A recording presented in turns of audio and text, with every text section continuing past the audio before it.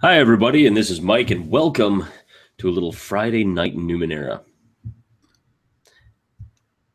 And the last time we did leave these people off, they was in a bit of a situation. Woken up from a cryo sleep, they had noticed that the captain, well, the captain wasn't really in there in his cryo sleep chamber, except for kind of a floating brownish, reddish something or other goop, which they only assumed to be the captain. But that was fine because when they had arrived at the bridge, they realized quite quickly that the death of the captain wasn't so as bad as the fact that they were hurtling towards the planet at, I believe, ludicrous amount of speed. Luckily, they were able to prevent themselves from being atomized all over the planet as they made planetfall with all the grace of a blue-footed booby. Go Google it. It's a real bird, okay? I'm not just trying to be a dick. Trust me.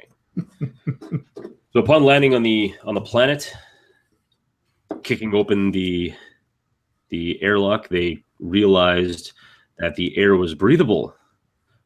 Much to their fortunate circumstances, as a few of the suits got damaged and one of the helmets was cracked.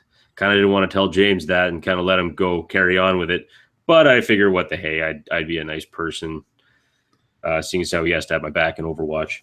So after that, they came in, and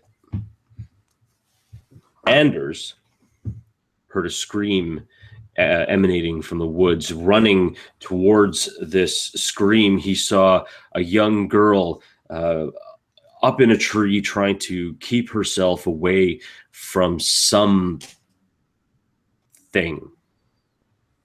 This creature was unlike anything that you would ever possibly imagine on Earth. This bear-like creature with no eyes, just like skin folded over where its eyes would be. Huge, sharp tusks and large mandibles and almost human-like hands. It took the other three running and the powerful abilities of Anders, or at least his excellent fighting style, to beat this bear back into submission. And finally, the bear ran away. The young girl was grateful, scared, but grateful. And she led the group to, I guess, a village or some sort of a small outpost where she lives. And they were met without without any fanfare. Instead, they were met by the point of a spear. And that is where we're going to begin our next session of Numenera Ascension.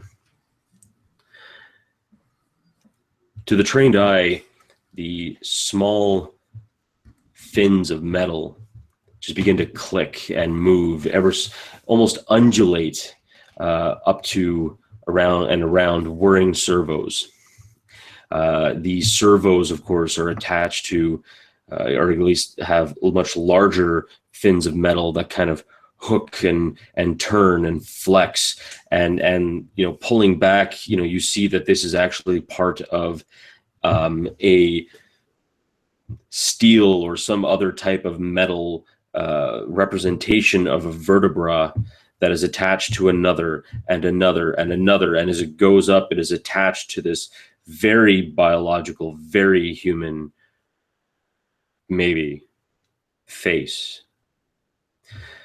And of course, you have to look up to see this, as it is an 8-foot tall man beaming down at the four of you.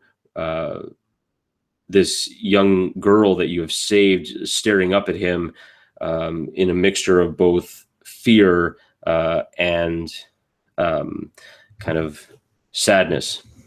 Around you, there are at least a dozen men and women, each one armed with a spear, but not a spear that you would at least recognize in either like books on ancient history, or even in your average modern video game. No, these spears are almost they almost look like the metal has been crafted like a spring. It coils, but it's a flattened coil.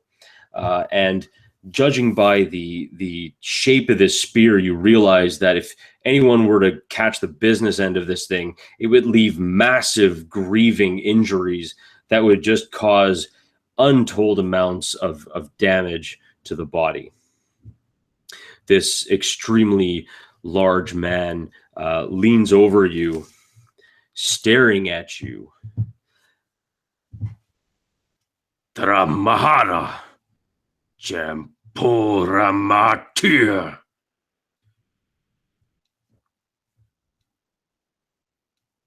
I will lower my head and put my hands out by my sides, kind of like a bow. And I'll look up and I will say, I actually won't say anything. I will just go, ah, ooh, ah, ooh. And he kind of like, as he was leaning down to talk to you, he kind of goes back up to his full height and looks down at the young girl. Dali nala ucha te fraanaha. And the young girl replies, and Dede Nahara chicha enhe talaita. And she grabs him by the hand and starts leading him kind of away from you four. As he does, the big man turns back.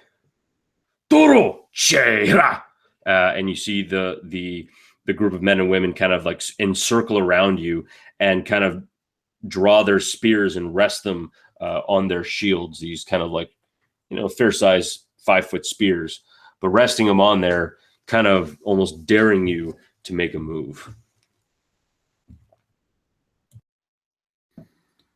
Mac would just kind of, he'd have his hand on this piece of metal that he still has with him, I would hope. Just kind of taking it all in, planning, trying to figure out if there was a way to get out of here, just in his mind, planning what he would do should any of them attack.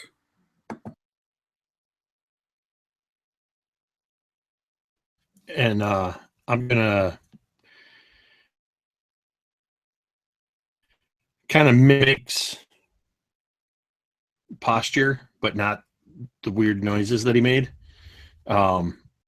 Just kind of hold my hands out in a, see, no weapons here. And Ford would say to all of these people and staring down the tips of these spears, I know it's a long shot, but anyone here speak English?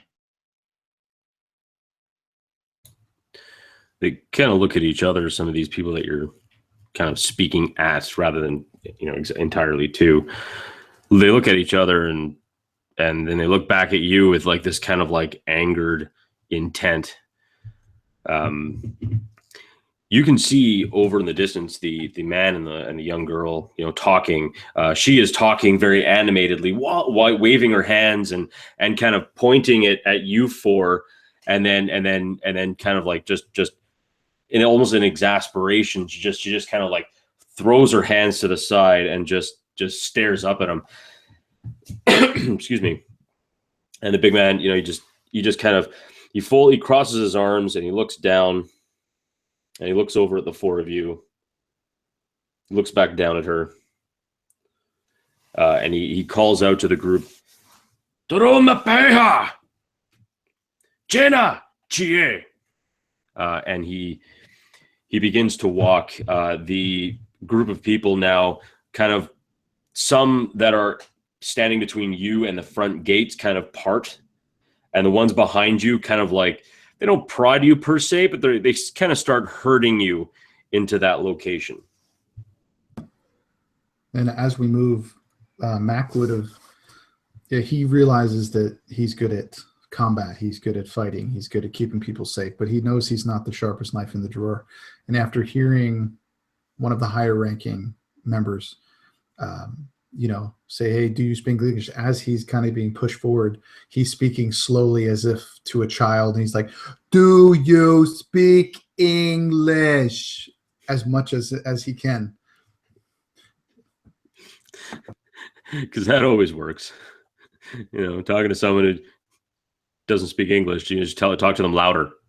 Yeah, Ford would say something like, I think if I remember from my studies, spear tips are one of the universal ways that cultures can say no, as we were sort of herded toward the gate of this small, it's sort of an encampment, right? It wasn't so much sort of just like a gate on some, what do you call those?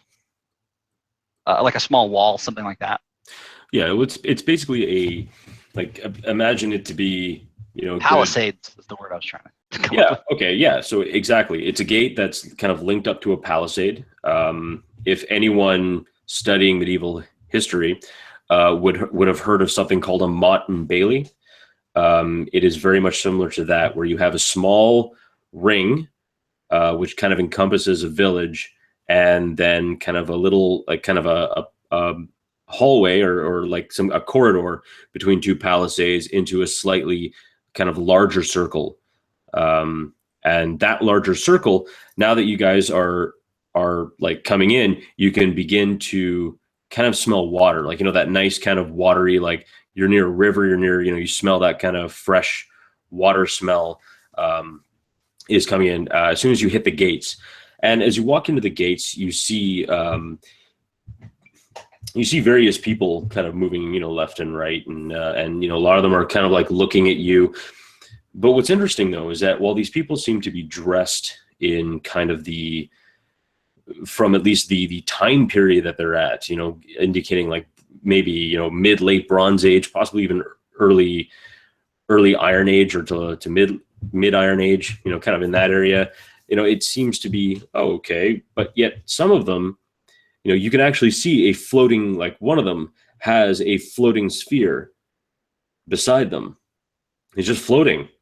It is a ball of metal that is floating in the air, and it's kind of floating beside them. And it kind of, at first it kind of moves. It almost moves like a hummingbird would move, very, very quickly.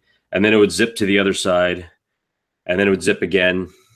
And this gentleman is just kind of looking at you weird and kind of shakes his head and then just goes back in. And then, the little orb kind of comes somewhat near you, kind of like moves it very, very quickly. It kind of moves back and forth, and then it kind of ducks back into this person's. I grab it for sure. There's no way. I'm so fascinated by this thing. It's like the most advanced robot I've ever seen. It comes near enough to me. I'm walking, and then I'm just like, wow. And I try and get my hands on it. Okay. Well, then make me a, would that be speed check, I guess? Sir. So to be clear, they are corralling us inside, or they were pushing us back toward where we came from, outside. No, you were outside. You're now inside.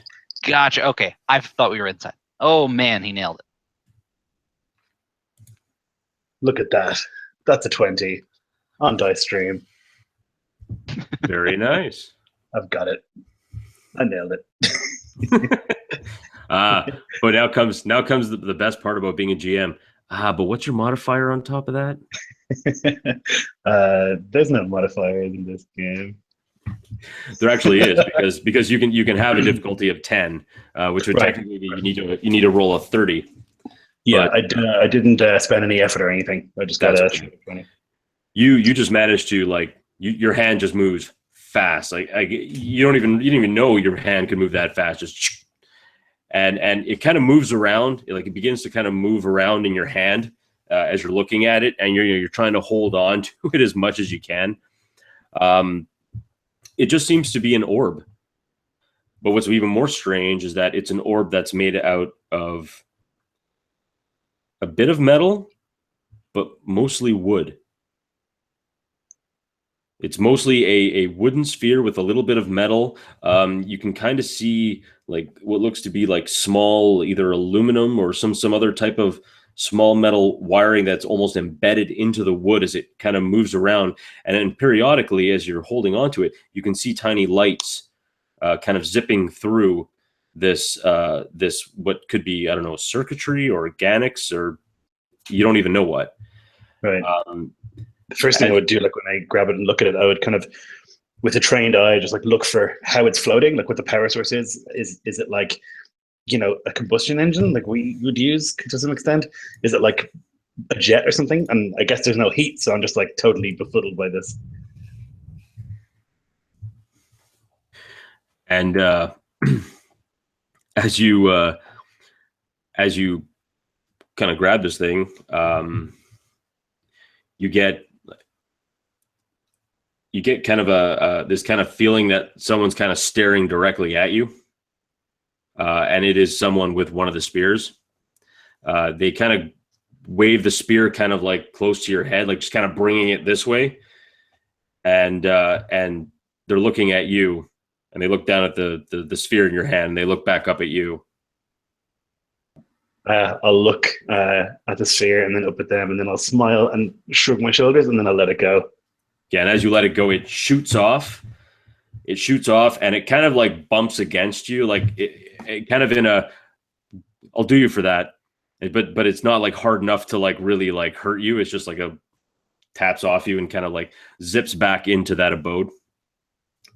You're led up to what looks to be like a longhouse, a very huge cabin, which definitely stands out from the others. As you go through this kind of corridor, you had to go to this corridor, and this large house, which seems to be built kind of right on the river's edge. I'm sorry, I had pizza and beer, and it's like, oh, this is staying the right combination for me. Anywho, so as you come to this front door. The big man kind of looks at the group, like the 12 people that were following behind you, and kind of just holds his hand up and kind of and like dismisses them. He looks at the young girl who was following right beside him, and Toro Naala Shagwa Ala Te'efaho Turo Chie. And he opens up the door and he steps inside. I'd follow him in, I guess. I mean, I don't see we have much choice. So I'd be just interested to see more of this inside this Bailey. No, this is the other thing, Bailey. I looked it up. I'm like trying to process this language as quick as I can. I'm figuring Turo is you, and the other thing he said, I think it was Che, is go or come or something like that. So I'm just like trying to take notes so that I can like maybe when I speak to this king or whatever, just like say one or two words, and he might figure that I'm smart. And that's awesome. Sorry, go ahead.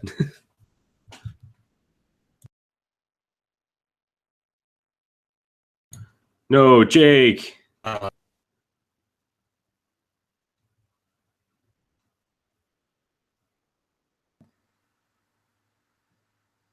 Should I start humming the theme from Jeopardy? as we're heading in, I don't even know. That's the worst. As it turns out, Jake's character. As it turns out, Jake's character is actually an android. You remember that one for Ash from Alien 1? No. Yeah, I think it was revealed a little too early, but yeah, he was. Yeah, I know. I was hoping. Bad. I was hoping. Sorry, Jake. The truth came out. You're apparently a evil, maniacal, psychotic android sent by the Wayland Yutani company, and well, we just have a whole bleed over of universes now. Okay. But go. But Can you hear me now? We can hear you now. Yeah, we can hear you. Totally. Yeah, sorry. It's weird, but I think every time my furnace kicks on, it's causing some kind of interference. I'll have to investigate that. I'm gonna try dropping my bandwidth even further. Otherwise, we'll just roll with it. If you got to keep going, don't wait for me. But as I was saying, As we're heading into this hut, and as we've been led in, Gavin's been just trying to get a lay of the land, get a head count. His military training is kicking in, and he's kind of gathering what's called a salute report. He's trying to pick up the size, the activity, the location, uniforms, equipment that they have, and he tries to catch, especially as they're heading into the hut. I catch Mac's eye and just give him a military signal of just a real subtle, like 2 fingers at the eyes and kind of tapping the shoulder, like just be on your guard. And then just kind of don't do anything. I'm trying to communicate, with military hand signals, don't do anything, but be ready to do something.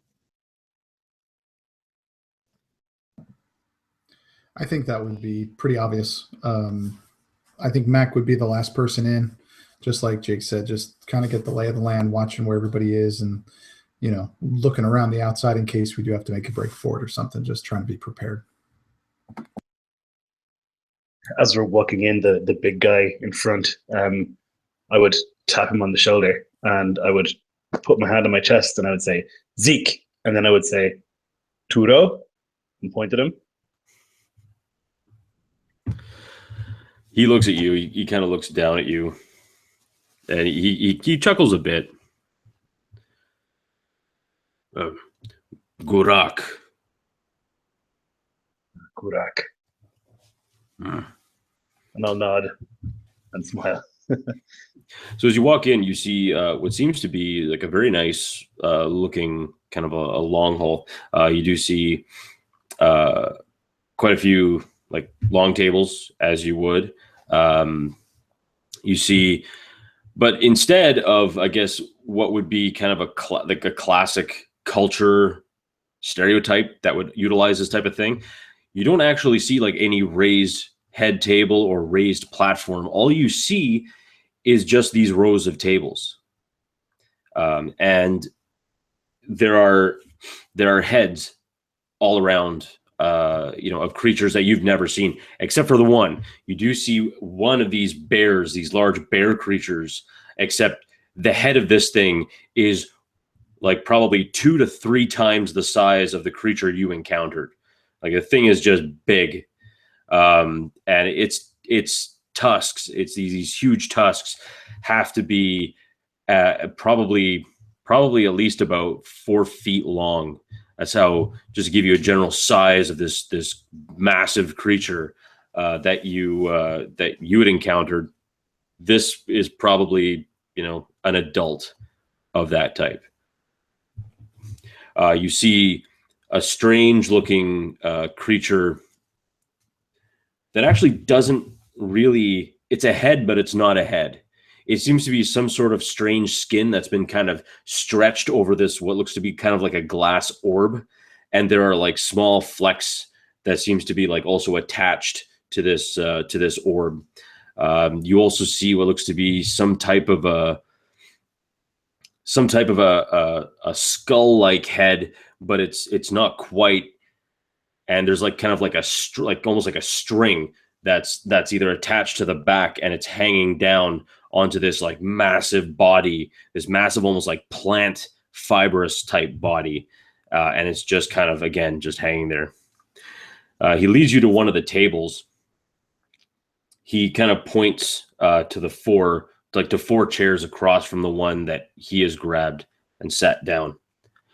Immediately, you see what looks to be another villager or a steward or someone walks up and places down a tray.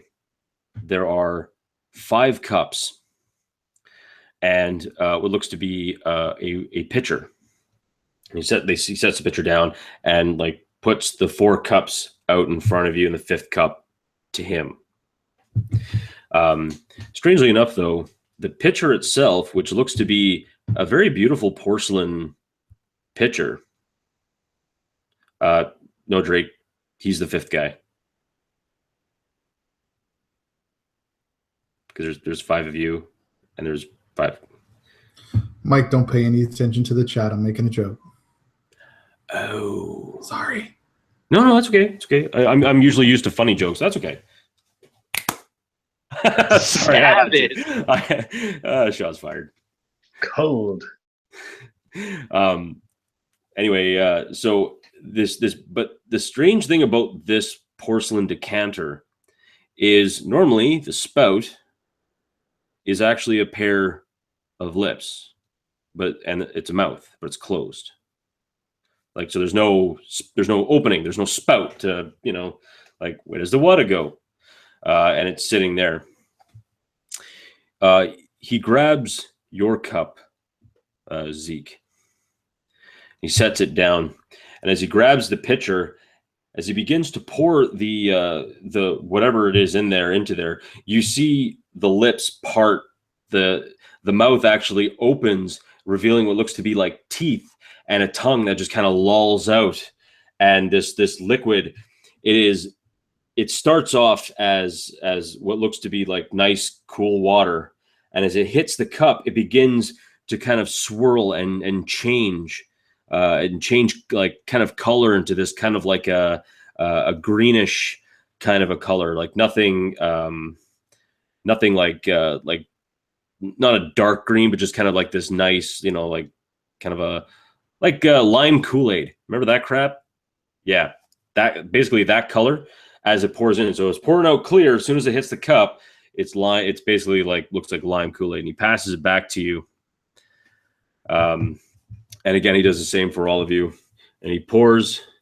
And as the big man sits there, he kind of entwines his fingers or enlaces his fingers, and he kind of nods to you to drink. I'll have been laughing loudly at the jug when that happened. I was not expecting that at all. And so when that happened, Zeke just sat there going, he like clapped and everything. He's like so impressed. It's like, this is great. Gurak, this is great. And Ford would reach out and try and pour himself a cup. And upon pouring it, does it work the same way, or how does that go?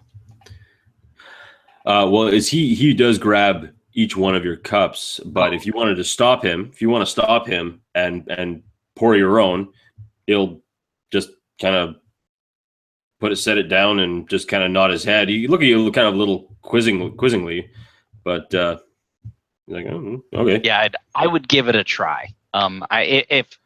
If he seemed very offended, I wouldn't. But if he kind of stopped and was like, "Feel free," I would give it a shot and try and pour my own lime Kool-Aid.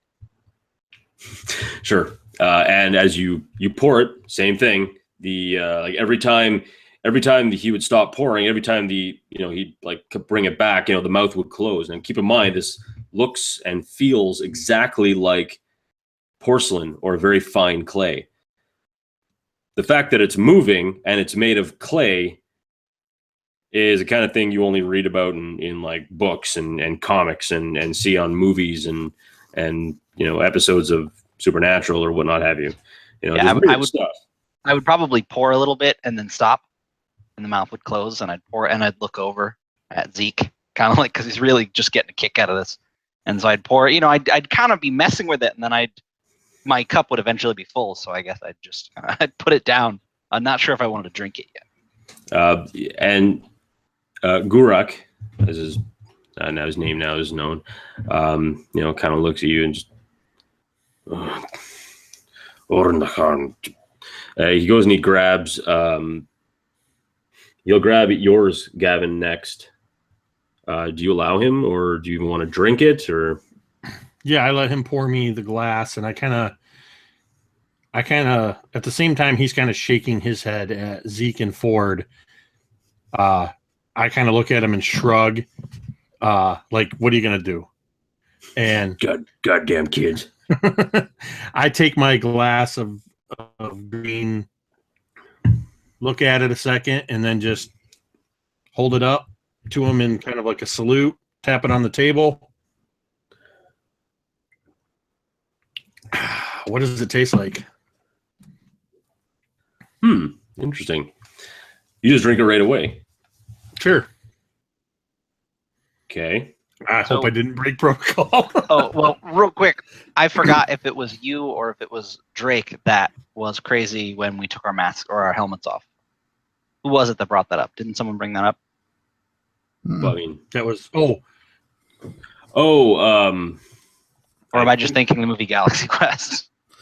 no. Didn't that happen where I took Yes, my it helmet did. off and somebody was like, "What are you doing?" yes. Yeah, that was Gavin. That was Gavin that got in your face about taking your mask off. Like, what are you high? Yeah.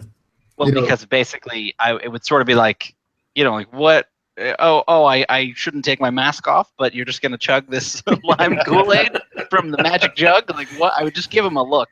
Yeah. I love that. And seeing that look, I think I would just kind of look at him and just go, always accept what is offered to you. Yeah, I'll nod very dramatically, like, yes, that is correct. Always. My eyes would just kind of widen, and I would smell this drink again. I would hold the cup up to Gurak and see if they have a cheers custom. I mean, most human cultures have a word for cheers. So I would just hold the cup up to him and see if he responds in some way. He looks at your cup and kind of tilts his head a bit. I'll turn to Ford next to me and I'll hold up the cup to him and then we'll clink. Yeah, and I would do so. And if he or anyone else drinks, I would I would drink, but very nervous. Yeah, once we clink, I would drink, and I would look at Gurak like, this is the thing that we do. What are the things that you do?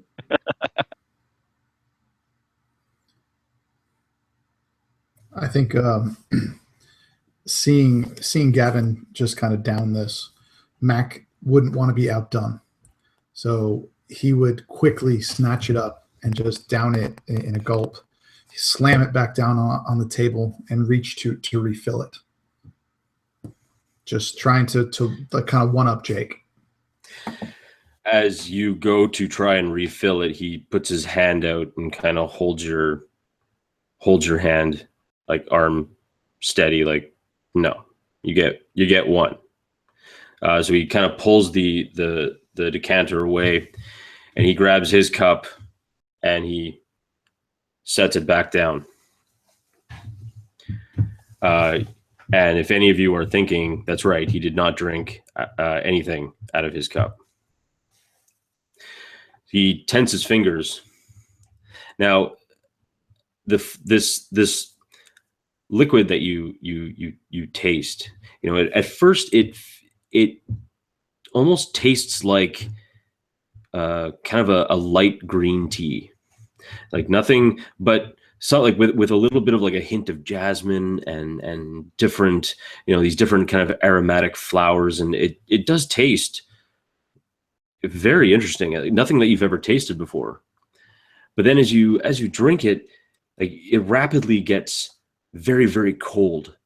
Almost like when it's a really hot day and you basically leave a cup full of ice sitting there and it's whatever it melts into, and then you just slam it back when it's like super hot, and you get that almost like pain going down your throat. You just feel this kind of, this kind of like it's cold going straight down, like basically right down in your esophagus until it stops.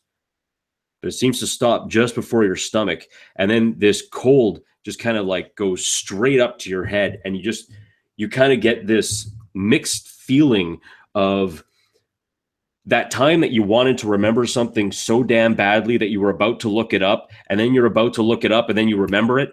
It's that time where, oh my God, I just remembered something I thought I'd never remember all on my own.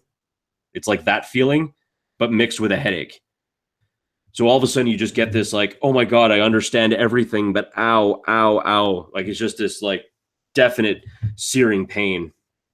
And as it begins to subside, you still see Gurak sitting with his hands tented. He kind of looks at the four of you, kind of making sure that you're all, still conscious. Now, perhaps we can have a conversation. Yes? I legitimately slam my hand on the table, like, get the fuck out of here. No way. I don't believe this is real. Like, what? No. I will not get out of here. I am ruler here. Ford would say, I wonder how swear words translate.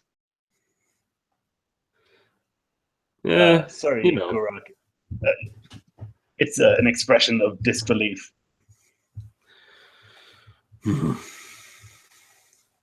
My daughter said that you saved her from a ravaged bear. Is this true? And Mac would chime up really quickly and say, yeah, I did that. Just almost stepping closer to him. Well, for that, I thank you for such a thing. She said that you came down in on a winged beast of fire. Came from the heavens. What is this? I do not understand.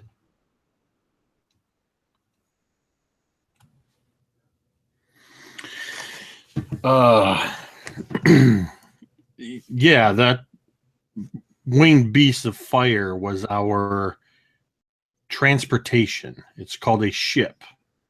It was, and I'm kind of searching for words, and I'm looking at Zeke like maybe the scientist should be the one to explain this. And Ford would say, our bird that we were in fell from the heavens, and it doesn't fly anymore. We were lucky to make it out alive. It's Fubar. Fubar. An expression for a broken thing.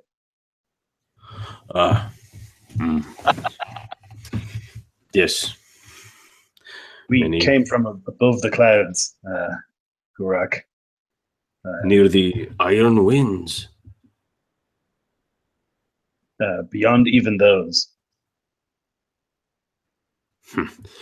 Nothing lives beyond the iron winds. They are death.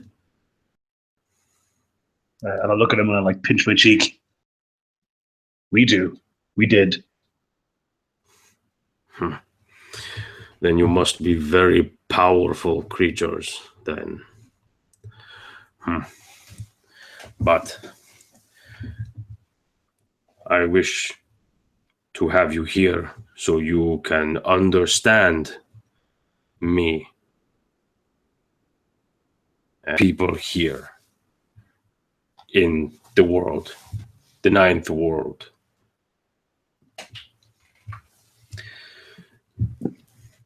Ninth? Yes, the ninth world. Everybody speaks this language, the truth, in the ninth world.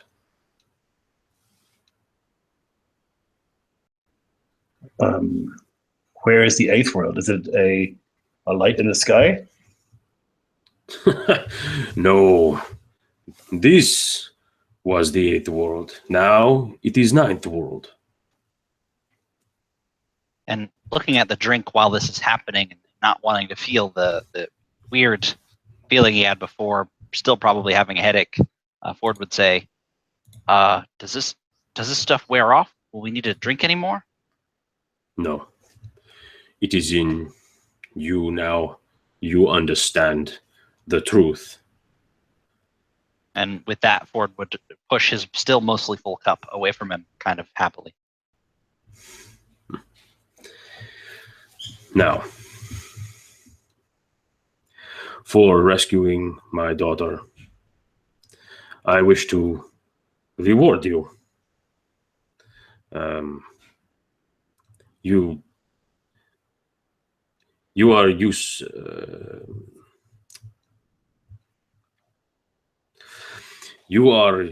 know how to use the Numenera, yes. The what? Is there any chance this drink isn't working? There was a word there you used. Numenera? Numenera. Things are all around. Magic items. Powerful magics, some.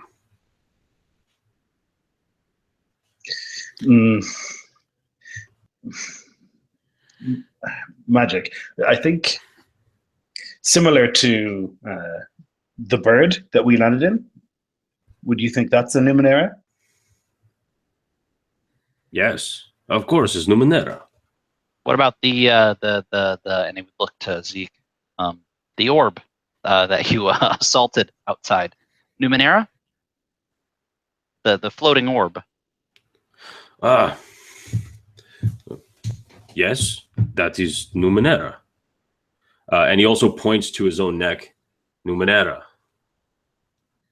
as it is just a metal representation of his spine, basically. I'll kind of look down the bench and I'll say the word technology obviously didn't work within the potion. Yeah, technology is exactly what I was thinking. Technology. It's called Numenera? Maybe where you are from is technology. Here it is Numenera. And sort of trying to still build this definition based on so many different things, Ford would grab the jug and he would sort of point to this weird mouth thing and say, Numenera 2? Yes and no. It's water jug. And with that, and he smiles. He smiles because he's totally. Ford would kind of feel a little bit stupid, like, "Oh, okay, I got you." Yes, he's Numenera. And he goes over like this. Just behind you guys, looking behind you, you see a couple of people coming in with these chests. And they set them down. They set them down, kind of just one beside each other on the table. And he begins. He kind of looks to his furthest left, which would be you, Anders. And he says, "You, I have for you." And he reaches in and he grabs what looks to be kind of like a belt. Just looks like a plain kind of a leather. It looks like a leather belt, but it has kind of like a kind of orange and red and yellow kind of leather thongs, like its own type of leather that kind of interbraid in between itself. So it almost looks like it's like, some kind of a really nice, just a beautiful, it's a very beautiful work. Whoever did the stitching is amazing. He hands it to you.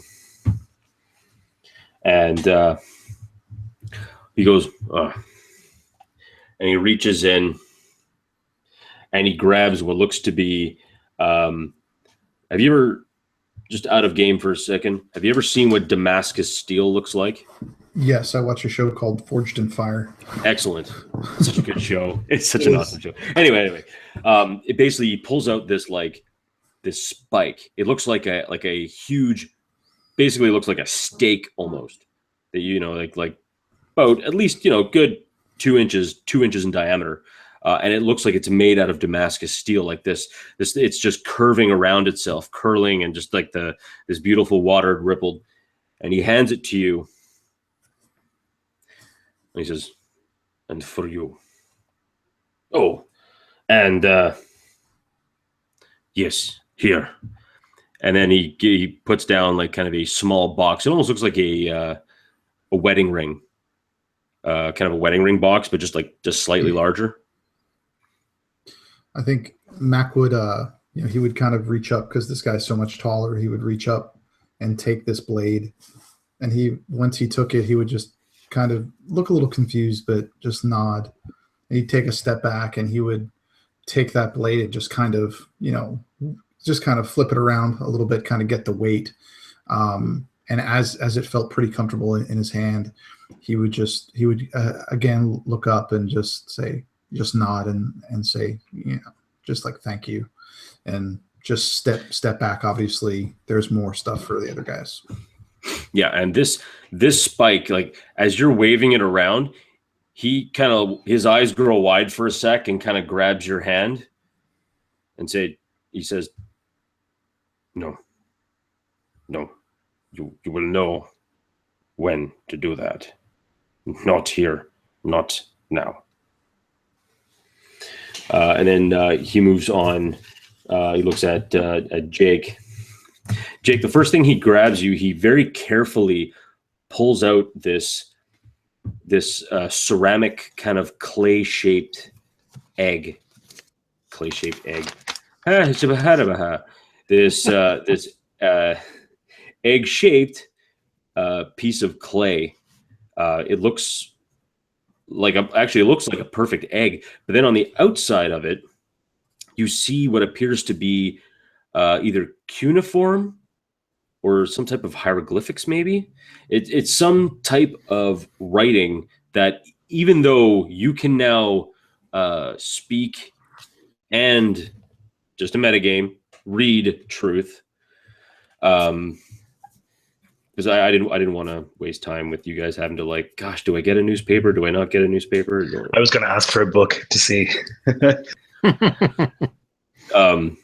It's just in a metagaming format. But anyway, so it's got this weird writing. You're almost positive it's writing. There seems to be a pattern to it.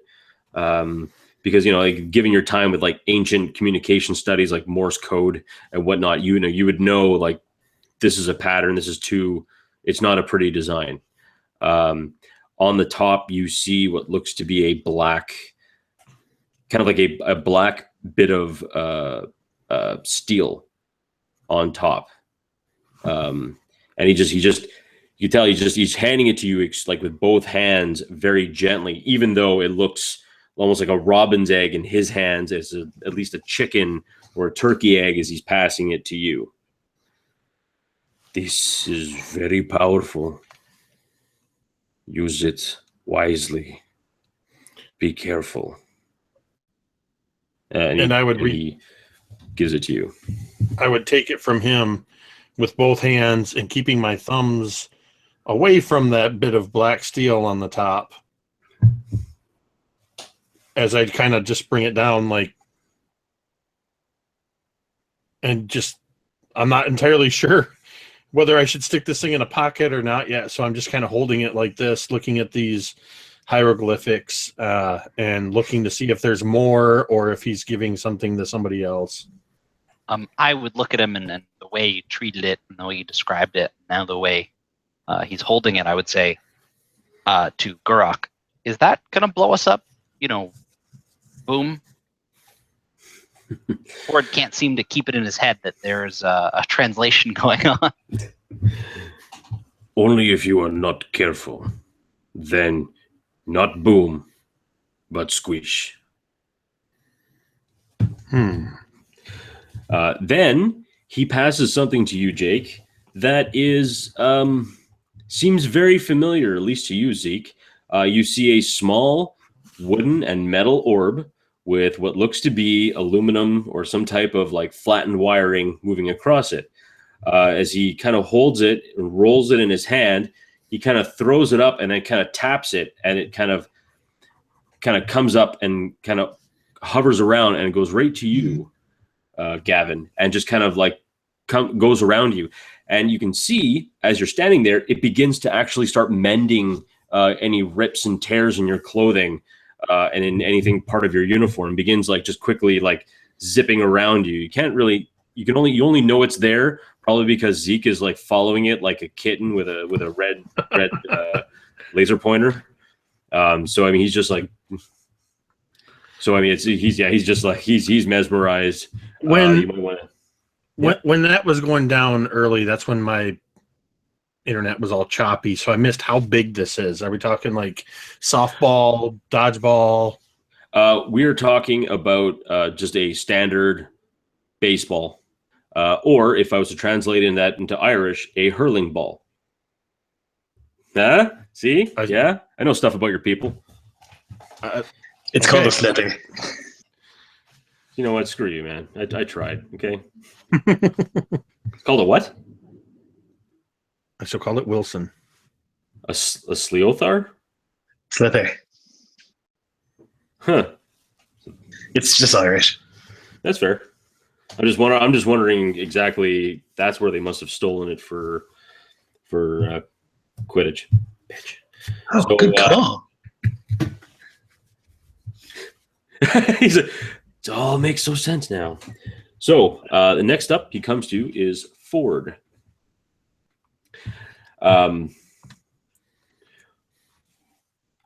Ford, he gives you another small box. This one is very tiny. It's maybe about yay big. Maybe let's say 2 inches by 2.5 inches. Very, very small. Opening it up, you see 2 small pills in it.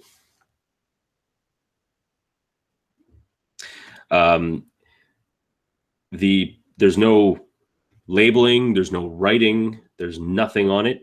It's just 2 pills. They are kind of they're not beige, they're not white. They're like slightly off white, you know, that really, really light yellow ochre that's so light it's practically white, but it's not, the cream. Yeah, like Numenera white. Like Numenera white. Exactly. You see these 2. And he also hands you another thing. This is it seems to be wrapped in plastic, but it looks like a patch, like a nicotine patch. But this has what looks to be circuitry on the actual patch. And he also hands that to you. And finally, he actually grabs you by the shoulder, and you can feel his strength because like he's being gentle with you, but you feel like he could probably rip a man in half like a phone book. And he has something in his hand, and he places it over your heart, like on your chest. And everyone else looking around, it kind of looks like a cheap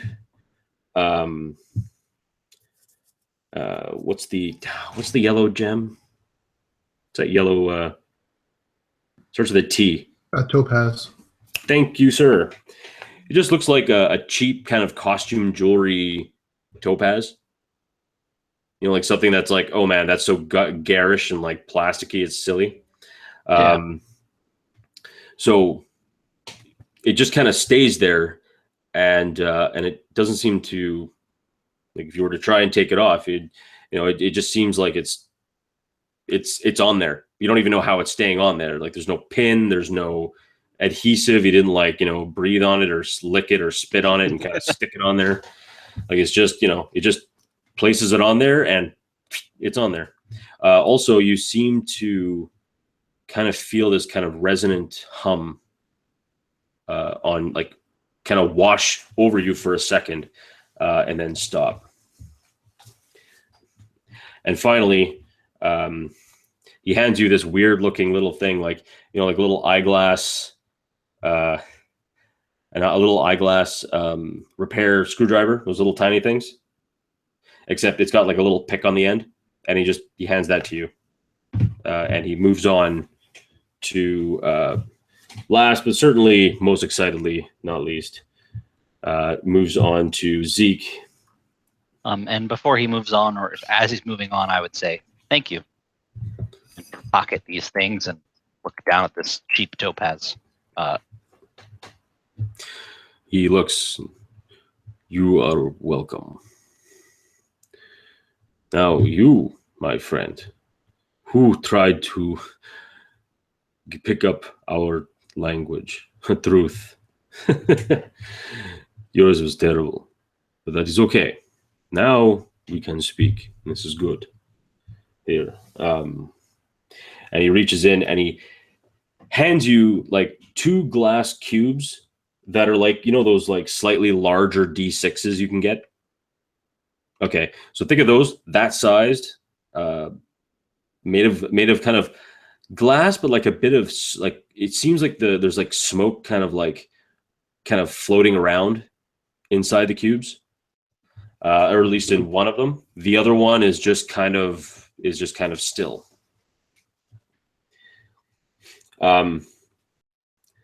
He also hands you what looks to be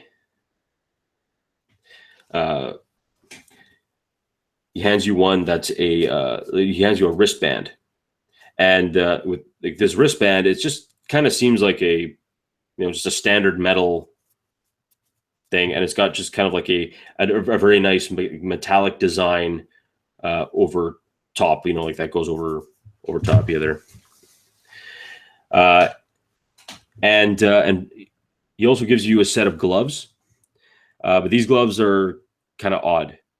They have small metal plating on the palms instead of on the backs of the hands,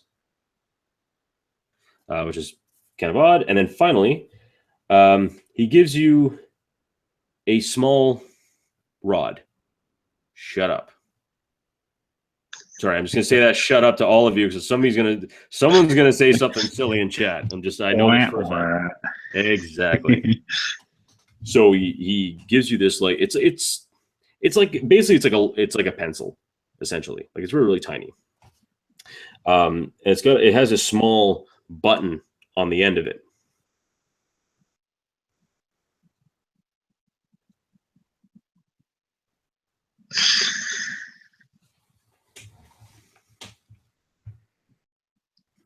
You opened this door yourself, Mike. I know. I in all honesty, I was just trying to catalog everything so we have it readily available there. Which we all very much appreciate. Jacob, I'm telling your kids. I'm telling your kids what a dirty, filthy old man you are. Dirty man. Your egg blows up. I know. That's it. I know. The choir, Mike. I'm like trying so hard to be like, yeah, fucking sweet. All right, it's nonsense in the chat. Oh, very good. Tiny metal wang. Anyway, here's the thing. It looks like a pencil. It's got a button on one end, and he gives that to you as well. And after that, he said, if you wish to rest here, we can eat. And then after, I can show you the ninth world. Maybe if you would like, I can tell you other places to go. Something would occur to Ford. We went back into the ship for books. Do we still have some of those? And by we, I mean you. Basically, I would prod Zeke and try to get one of the books, specifically the one that fell on him, the unabridged history of the Byzantine Empire. And I would sort of get it from him, and I imagine he'd kind of argue because he loves these books so much, but I would pull it out of his hand. And I would offer it to Gurok. I'd say, thank you for the gifts. I think we have something for you. And I would try and hand him this book. And he looks.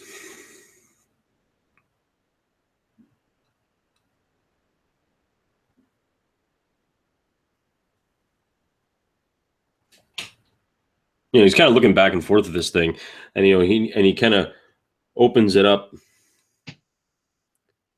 and he sees pictures, and that's what's just kind of that one kind of almost throws him a bit. Like Ford would say, it's part of our history, and like kind of our point to us, the four of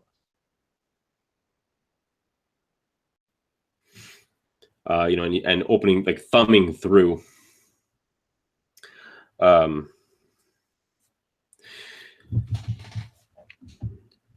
He looks and he kind of smiles for a moment, But then he looks in really close at this, so it looks to be like one picture. And he looks back up at you.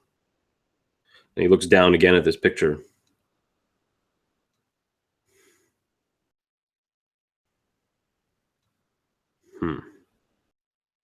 He closes the book back up again, and he hands it back to you. And Ford would say, no. In return for the, these many gifts, I know that one of us did save your daughter, but this is too generous. Please keep it. And he just holds his hand up. And as he holds his hand up, one villager comes running in. Gurak! Red mongrels at the gate. And Gurak just, you see him kind of flex, and you can hear like the metal joints just kind of like creaking, almost like he's cracking his neck, but it's just creaking and whirring. And he's like, armor, weapons. You saved my daughter. Now, help me save a town. And he goes charging through, and he almost smashing in the sides of the door frame, and almost bending the door frame a bit. You hear him like he's shouting almost incoherently, because he's just so fast. Like getting people to move along the palisade walls. People are running. They're grabbing bows. They're grabbing their spears. You see a few other people kind of running around and kind of like gathering what they can. Kids are getting pushed, rushed away to other areas. Yes, Jake, it is. So yeah, sorry. Mac would, hearing that, he really doesn't want to sit around and talk. That's what he's been doing. He's been listening, all these talking about this and that. His element is combat and fighting. As soon as he said, come help protect now, he would be running with Garak as quickly as he could, trying to keep up and just following him. All right. What about the three of you? In direct opposition to that, Zeke does not want to fight. He wants to sit here and talk. And he's not good at fighting. And so he would stand looking active, but really he's mostly standing and organizing the things in front of him on the table. I would follow Anders, is it right? Out.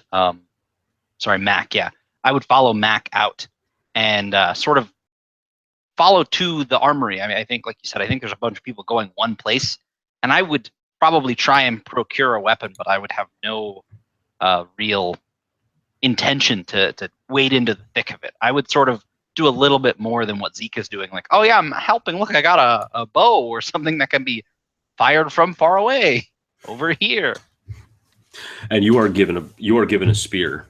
You're actually given a spear, and as you're kind of looking at the spear and walking away, you hear the clatter of a shield that someone had also thrown at you, but you decided not to pick up. It was just like clank, clank, clank, clank. And someone else picks up the shield and grabs a spear and like carries on, and people just start filing out. Along the palisades, there are archers, some with bows, some with other contraptions you've never seen before. You see what looks to be like a unit of spearmen. It looks like it's like a kind of a square. So you see kind of a 9x9, 81 people kind of standing in front of this these palisade doors.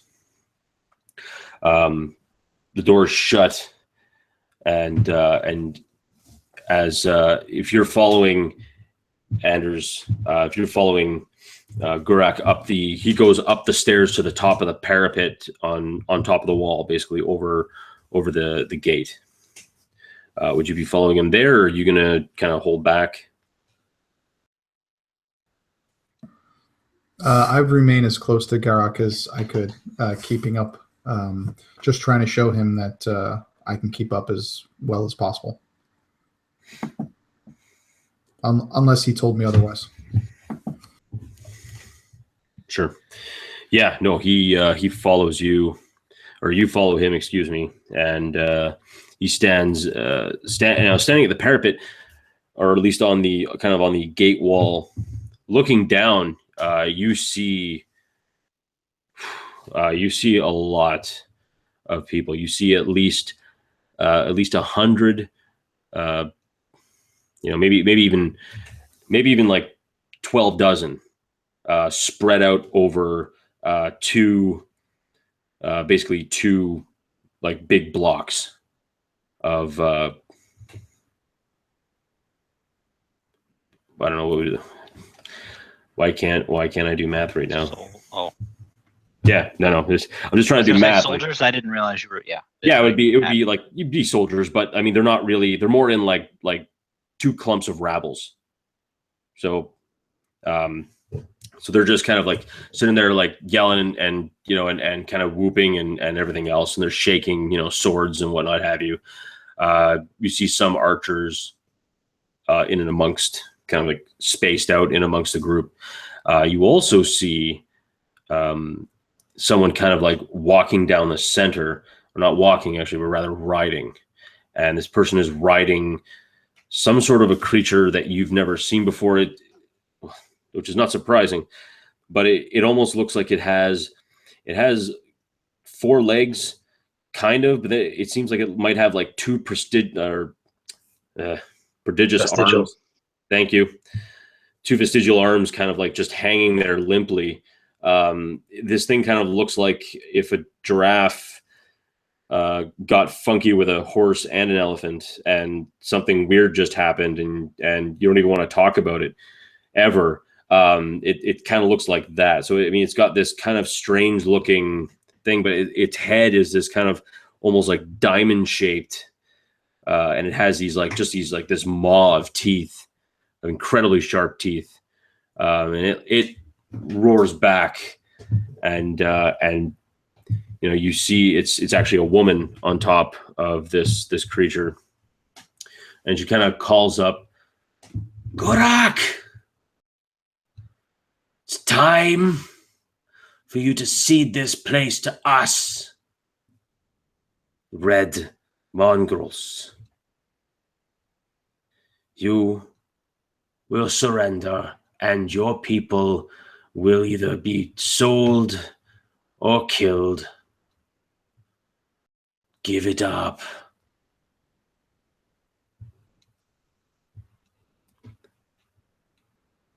Gorak, who is this? What's going on here? Freyla. She is a warlord of the Red Mongrels. They are nomadic bandits. They steal from all across Navarine. How far away is she from the palisade? I'd say about a good 150, 200 feet. Okay, so not in range of a spear. No. I mean, you could try, but... what about a bow? Yeah, a bow, you could probably do that. What Mac would like to do, he would look around to anybody else standing on that level, and if he saw somebody with a bow, he would go over and he would actually try to grab the bow from him. If there was any resistance, he would look back at Garak and say, "Let me have this." Would he be able to get something?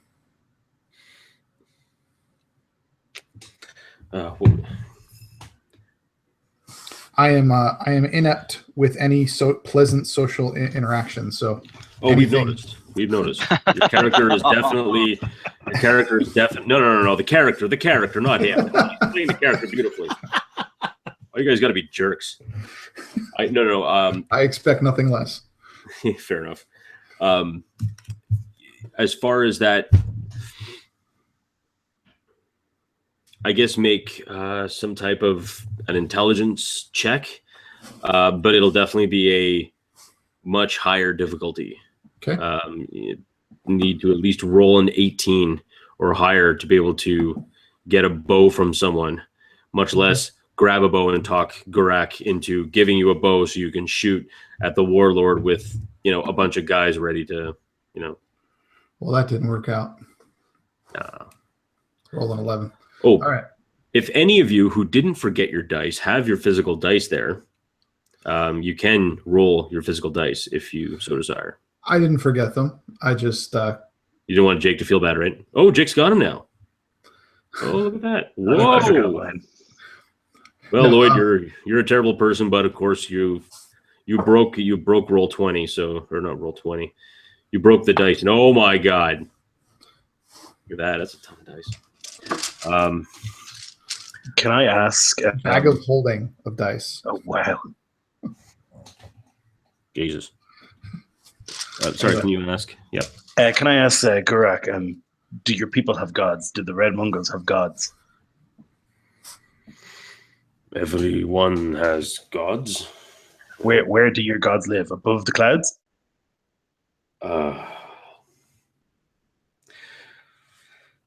Some people say they live above. Some people say they live in the amber monolith. Some people say they live in the monolith to the water gods.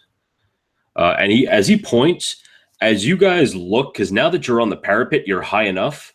Probably, if I were to judge it out, it would be, even though it's probably about 10 to 20 miles, you figure away, about 1,500 feet in the sky, you see a stone, probably the size of Mount Rushmore, floating in the air. It is just this huge mass, and it seems to be kind of blue, and it you can see it to your east, and looking to your west, you see this beautiful kind of golden stone kind of carved into like a gem. This one appears to be much closer, but still about the same height. And not only is it floating, but there seems to be concentric rings that are like rotating around kind of in either way in these beautiful geometric patterns. And it is also a huge mass that is floating about 1,000 to 1,500 feet in the air. So I imagine then what happens is that he says, something there above, and then he points and he says something there in the amber monolith, and I look in that direction, and I just jaw drop, and then he's like, and something there in the water monolith, and I'm like, and I've just totally forgotten what I was talking about and just staring at these insane floating mountains. BTW, floating mountains. Does this red mongrel horde, what are they wielding? So they seem to be wielding basic stuff: clubs, axes, spears, swords. The woman astriding this beast is luckily no. Looks to be carrying like some type of a large, almost like a great sword that is kind of like sheathed beside on this animal. So she's kind of resting her arm kind of on the hilt of this weapon as she's speaking. And I look at Gurak. Do we want her dead? Are we going to fight them? I wish it not so, but I think we may have to. And I'm going to, when he says that, I just give him a nod, a quick nod, and I reach in my waistband and pull out the pistol with the one bullet in it. Oh, damn, with the 5.7, yo. And I'm going to, you said she's what? You said 100 to 200 feet. So yeah. I can't math right now. It's good. Like It's 30 to 50 yards away. Yeah, about that. Roughly. Yeah, so I'm taking a shooter stance, and I'm gonna look at Gurak one more time, as if to say. In fact, I'll say it. We're gonna do this. He looks at you for a moment and looks back at her and looks back at you again and nods, and just kind of like a very quick, curt nod. And then he raises up as he's nodding. He kind of like raises his arm up, and you see all the bowmen kind of pull back on their bows. You probably count about a good 60-ish, possibly bowmen, kind of ready to kind of like loose out on these guys. And as I get ready to pull the trigger, I just say, without turning my head to the rest of my compatriots here, "Nut up, boys! It's about to get real." It's about to get real. And then pull the trigger. All right. And you hear the familiar explosion, at least from you guys. Oh God, I hope this gun works. I didn't even think about that.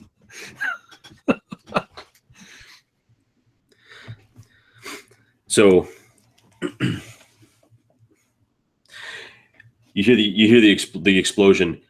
Everyone beside you, kind of like some are holding their ears. The others are kind of like, "Whoa, what the hell was that?" And everyone's kind of moving away. Congratulations, Jake! You've used the first Numenera of the game. Yeah, that's my homebrew Numenera.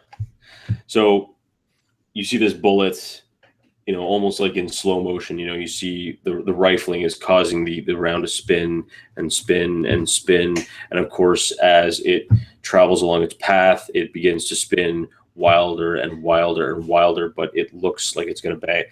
Looks like it might hit, but I need you to roll me a d20, and I need you to roll me higher than a 15. Big money, no whammies. Do I get to add anything to it? I think so. I think You could apply I have all effort. these. What's that, Lloyd? You could apply effort, so you could spend. I think because you're a warrior, you could spend 2 might to make it easier. Yeah. So instead of 15, it would be, if you spend 2 might, instead of 15, it would be 12. Just remember to drop your might down by 2. Okay, I should have asked that before I rolled, but I asked because I rolled a 12. So Well, that's your call. You know what? No. I'll tell you what. I'll allow it this time. You know what? Everyone needs grace period. I need the grace periods too. So, so you see the bullet travel, and it's almost like everything is just breaking down in slow motion. You see arms slowly pulling back bows. For the slower ones, the faster ones, you see like arrows kind of flexing and wobbling as they begin spinning out into this large group of bandits. You see people with spears kind of shaking wildly with their spears. You see some even throwing them like javelins at the closer individuals, and the bullet just continues onto its path, gets closer and closer and closer. And this is where we're going to take our 5-minute break. And then when we come back, we're going to see what the hell's about to happen to that lady. Sweet. So you guys take care, and we'll see you in a bit. And I'm sure James is going to play at least about 2 turns of Civ 6, and then we'll come back and do this. I could feel like 5 or 6 if I don't go pee. Wow, you're hardcore. Badass. All right, we'll see you guys.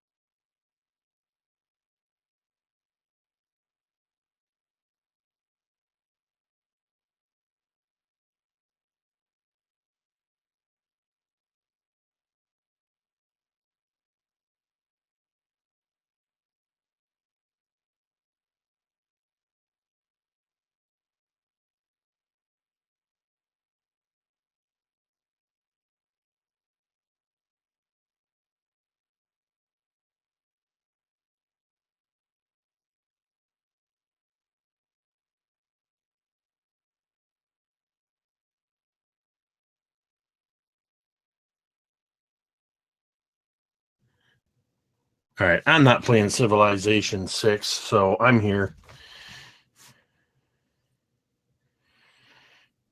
I kept looking around because I usually have a bunch of junk in here, and I like to grab little props.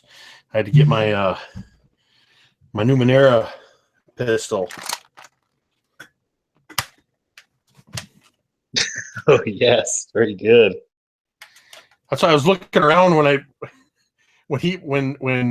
Mike was explaining stuff, because I usually have, this is my crafting area, and I got some of my nerd toys around here, so I'm always looking for something that I can use as a prop just to kind of enhance. I couldn't. It was in the other room, because that would have been badass to. Yeah, there's my Numenera line it gun, up. and I'm like, well, it had one bullet in it because I guess it's a Numenera, so I'll probably never find another bullet for it. But figured I might as well use it. I hate to be that guy that's the one that's like Leroy Jenkins, but Oh yeah, no, Zeke is never gonna initiate a fight. He's always gonna want to try and figure something out. But I feel like in this situation there was no other option. She didn't seem reasonable. Yeah. And I gotta say, because I don't think you and I have actually played in anything together. But, oh no, wait, we played in Nate's one shot at VidCon last year. But other than that, I've never played in anything with you, and I'm loving the way you're playing Zeke. I mean, I know you've played in Numenera before, but you played in a shit ton of games, probably more than all of us combined.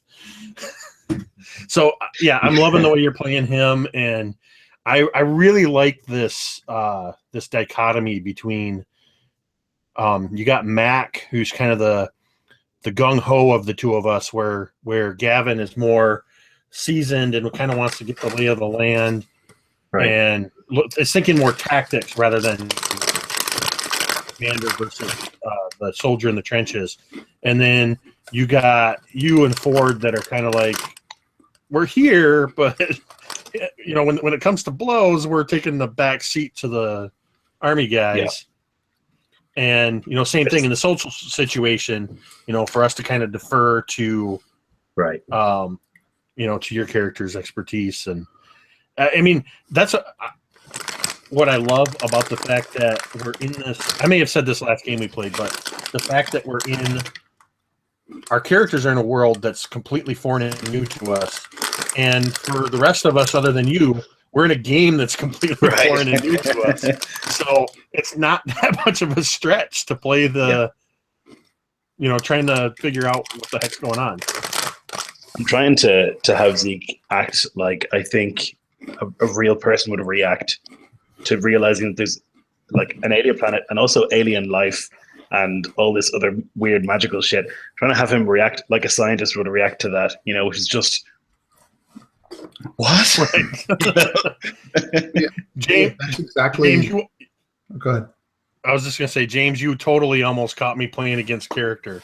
I had to think real quick on my feet because I'd forgotten that I was trying to remember that earlier today before we played. Yeah. I knew I had gotten in somebody's face about something, and for the life of me, I couldn't remember what. And then when I grabbed the drink, and you're like, wait, didn't you just get in my face about being safe? Yeah, I couldn't remember, and I thought, wait a minute. But then I remembered also, I about a year or two ago, I went to Guatemala at an outreach program, and one of the things they told us was whenever you're out into the villages and stuff and visiting with people, whatever they offer you, take, even if it's just a bite, take whatever they offer you. Do not refuse it. And so I remembered that, and I was like, okay, this seems to fit. And then I think both Lloyd and Zeke were vehemently agreeing, and I was like, okay, whew. Perfect. I don't want to forget how to play my character. Well, yeah, I think that's to me, I definitely. Sorry, go ahead, Drake. I say each of us, I'm absolutely playing a kind of shoot from the hip, not really thinking about, not about planning. That's what y'all are here for, and it's actually kind of fun to just be going at stuff and not really thinking about it. So actually playing that character out is actually a lot of fun for me. Hey, you know what? I kind of understand the same way when I'm playing Edric. in the provokers. Like that's not who I am. I'm not, this kind of, well, I guess I am kind of a nice person in a way. So we'll see what happens after this battle. But I'm not really that naive, and it's like, oh man, like when I knew I was getting totally taken advantage of. It's like as a player, like I'm totally getting taken advantage of, but you know what that, let's see where this goes. Let's roll with it, and it felt really good, and it feels good to play Edric.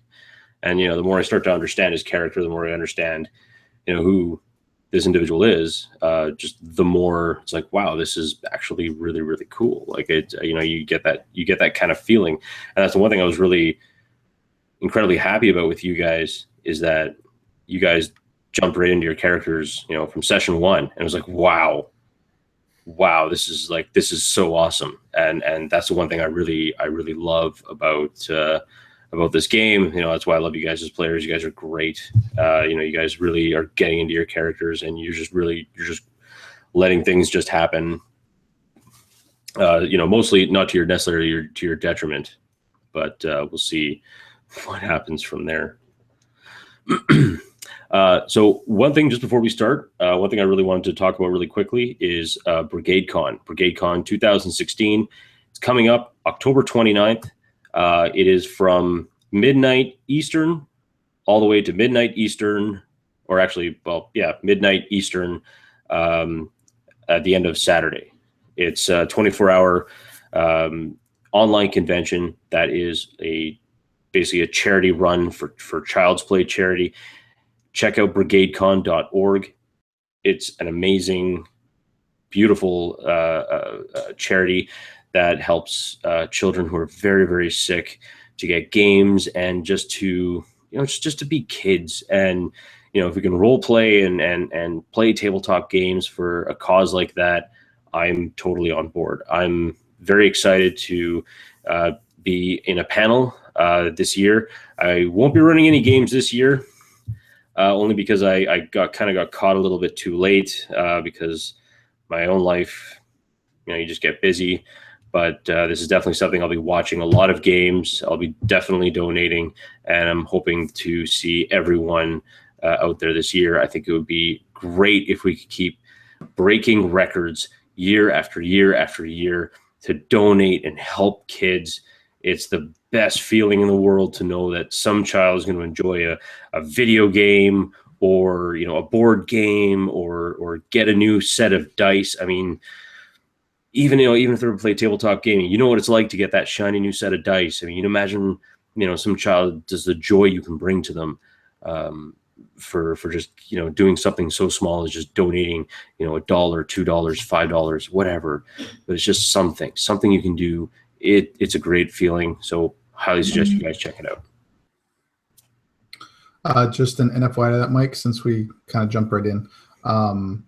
I'm actually running a game at 4 Eastern, Halloween themed kind of horror game, D&D 5e for BrigadeCon on the channel, the RPG Construct.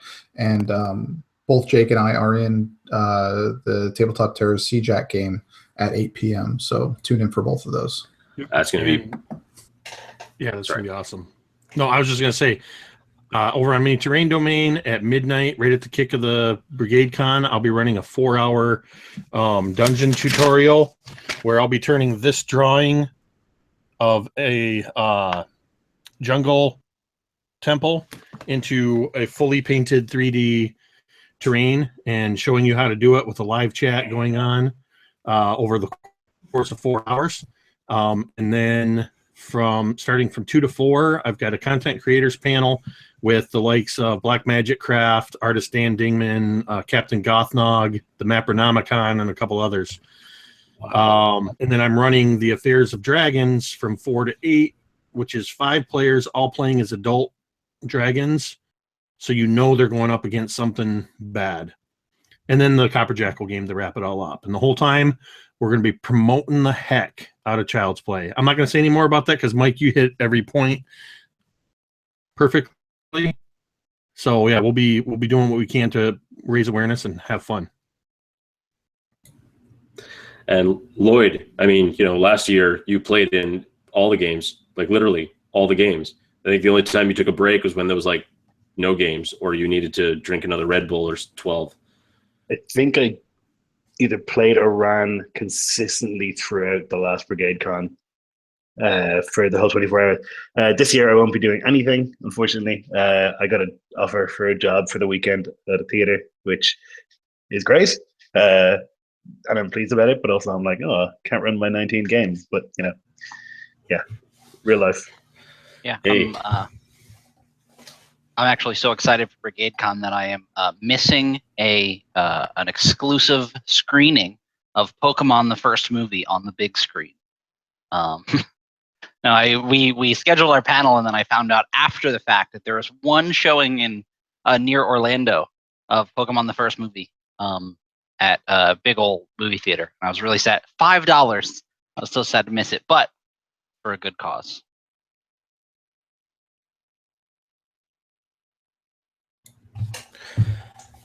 Well, so now that we've blasted Brigade Con up the wazoo, and hopefully that will try to get everyone to jump in there, let us jump back into the world of Numenera Ascension with this bullet that is speeding towards this, this heavily armed and armored warlord. She almost seems to track the bullet with her eyes. She almost seems to like watch it. Slow concentric circles coming toward her, even at the incredible speed that it is going at. She simply puts up a hand. The small segmented metal plates on her gloves kind of extend outwards with her hand, and you see the bullet. I mean, you virtually can't see the bullet as you're 200 feet away, but nothing happens after you fire that shot. It stops. Bitch. The bullet actually stops, and you see her reach out, pluck the bullet out of the air, look at it, smile, and she puts it into her pocket. Ford looks to some of the people, probably not his compatriots, but some of the other people around him, and goes and kind of points like, "Yeah, Numenera. Like I think I'm getting it now." You see her grab her great, like this huge, like twisted blade. It almost seems to be like jagged in all of the worst possible ways, pulling it out of her sheath. She kind of like spins the whole thing around in her head, and she just kind of points to the gates, and basically every bandit, every like enemy soldier starts like rushing towards the gate. So what we're going to do now is we're going to roll initiative. So I'd like all of you guys to get out your dice and let me know what to roll. Are there any mods to that? Or is it just a straight roll? It's a straight roll. Unless you have I a am specific trained skill. it. Yeah. Right. But what is that? That means that. Do you want me to explain, Mike? Or? Yeah, by all means. Yeah. Okay. So usually, like, bad guys have a level. So, like, maybe they're level 5, which means if you roll above a 15, you go before them. If you roll below a 15, you go after them. But if you are trained, then basically they go down a level in terms of where you have to roll. Oh, okay. So that won't matter in this case, as I got a 1. But, Right. Ooh.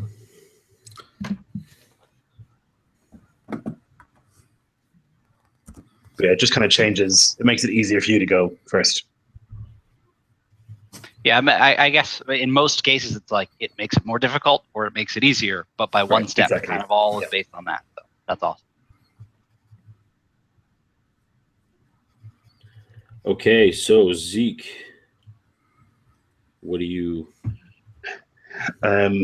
My hope had been that the bullet would collide with that woman, and then I would be able to call them as if I was a god. However, that's not what happened. And now I was standing on the parapet without a weapon,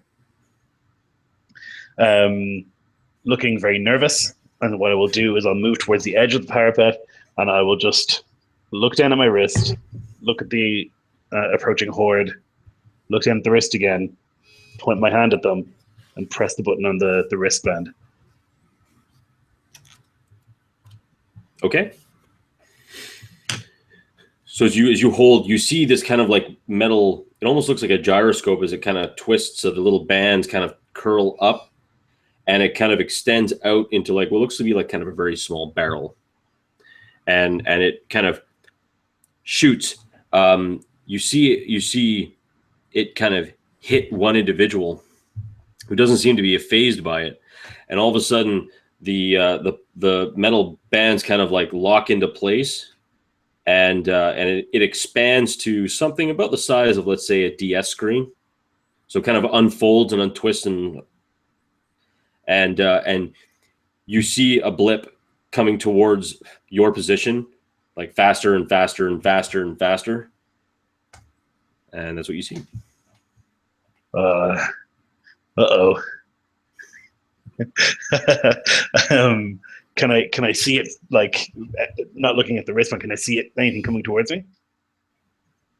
No. No. Okay. Then I will, is there like, I mean, I guess there's like a parapet there's like a fence or something, maybe like a little wall. I will just duck behind that and hope I don't die. Yeah. Well, the palisades like come straight up into like kind of, the tops of the logs are basically sharpened up into points. So, I mean, you do have some cover, like everyone there pretty much has like, kind of chest high cover.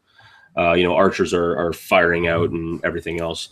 As the bandits are running, this is kind of their turn now. The bandits are running. You see them pick up what looks to be like a heavy log that is supported on several ropes. So you see them rushing towards the main gate of the actual palisade. They kind of begin to rock back and they hit forward. The door begins to kind of, but it seems to be holding its place.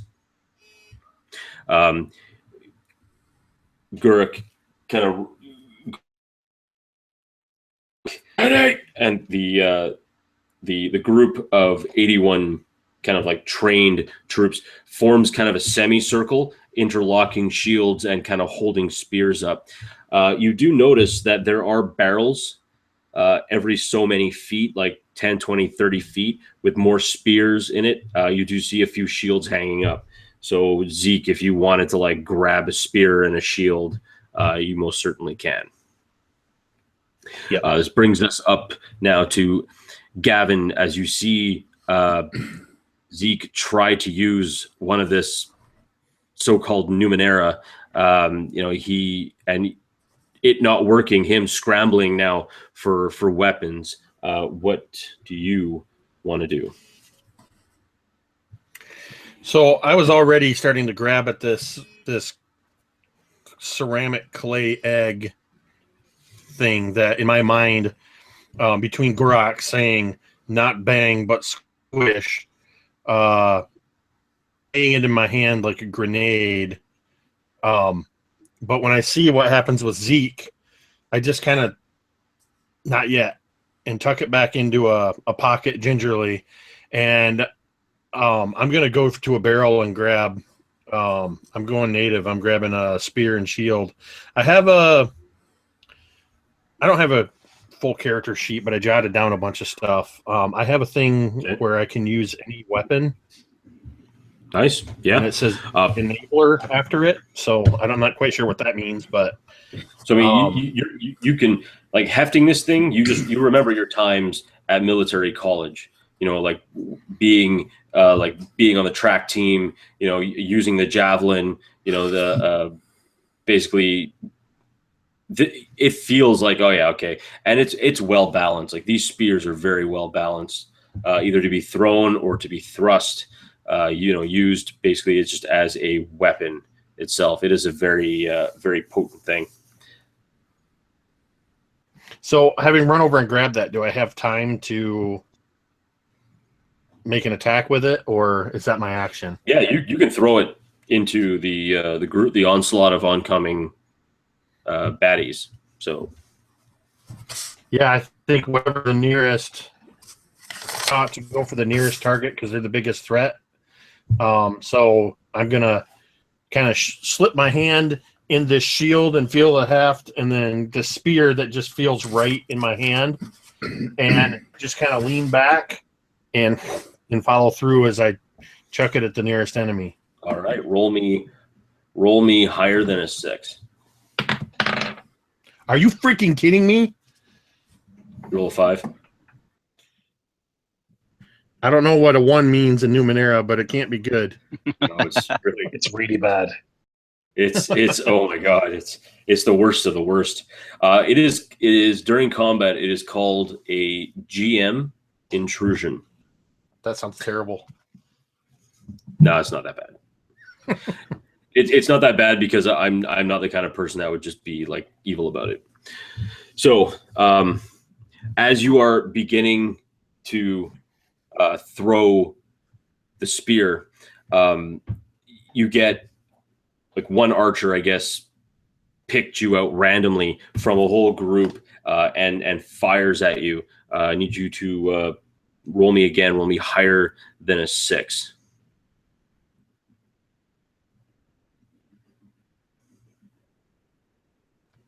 $13. And as you know, as you bring up, instinctively bring up the shield to kind of throw down, you just lucked out. The arrow thuds right into the shield, but the shock of it causes you to kind of whiff the spear, and instead of the spear like throwing down at your target, it just kind of like tumbles out of your hand and just kind of clatters to the ground. Yeah, I imagine as Gavin brings that shield up and that arrow hits, because he wasn't even doing it defensively. It was just part of the leaning back to hurl the spear. It completely shocks him, like the equivalent of a bullet ricochet winging past his head. He's never had an arrow fired at him before, let alone almost hit him. And I think what causes him to throw the spear wild is that he just completely trips over his own feet in shock and falls right down on his ass. All right. And as you feel Gavin kind of hit the ground kind of near to you, Mac, what are you doing? Well, Mac would have noticed, wouldn't have noticed where Gavin went and seen that, bucket of spears, and he would go and grab one as well. As he saw Gavin trip over his own feet and kind of miss, he would you could see he's excited for combat. This is his thing. And he would just kind of look down at Gavin as he's just sitting on his ass being, "Oh, was the spear a little too heavy, old man? Watch and see how it's done." And then he would turn and just find the closest, enemy outside the palisade and just throw it out at him. For the record, if you roll a 1 right now, we're gonna have to shut the game down. I'm gonna laugh so hard. I rolled an 11. Well, that's 2 1s, close enough. So, as you throw the spear, you actually hear it whistle. It almost like makes this sound as the air travels through this kind of corkscrew pattern steel. But you hear it, and it just slams into the poor unfortunate victim. You see it go straight through and kind of leaving this huge, like fist-size, like Gurok fist-size gaping hole into his chest as the handle kind of just sinks into him, and as he kind of falls back, he just falls back onto the spear, completely dead. And as Max sees that, he would be very very happy with himself, and he would just kind of look back down at Jake or at Gavin and be like, "You want me to show you how to do that?" Great shot. Don't get cocky, kid. Wrong universe. As the spear connects and falling that foe forward, your eyes track Mac's spear. Where are you, or what are you doing in this time? So Ford was kind of would be sort of behind everyone. Earlier, he was more or less pretending to get ready. But then seeing everything happen and the mongrels rushing the gates, he would search out a shield from where earlier he was just holding the spear, and he would just sort of stay back and hold on to that. You know, he would take the same position that the sort of phalanx of the rest of the people do, as far as the, you know, seems like the shield on the ground and the spear over it, or sort of in that little notch if there is one. But he would be very far away from the action. Okay, so you kind of be back. So instead of being on the actual palisade, like on the ramparts, you'd probably be on the ground. Just behind the like semicircle of troops.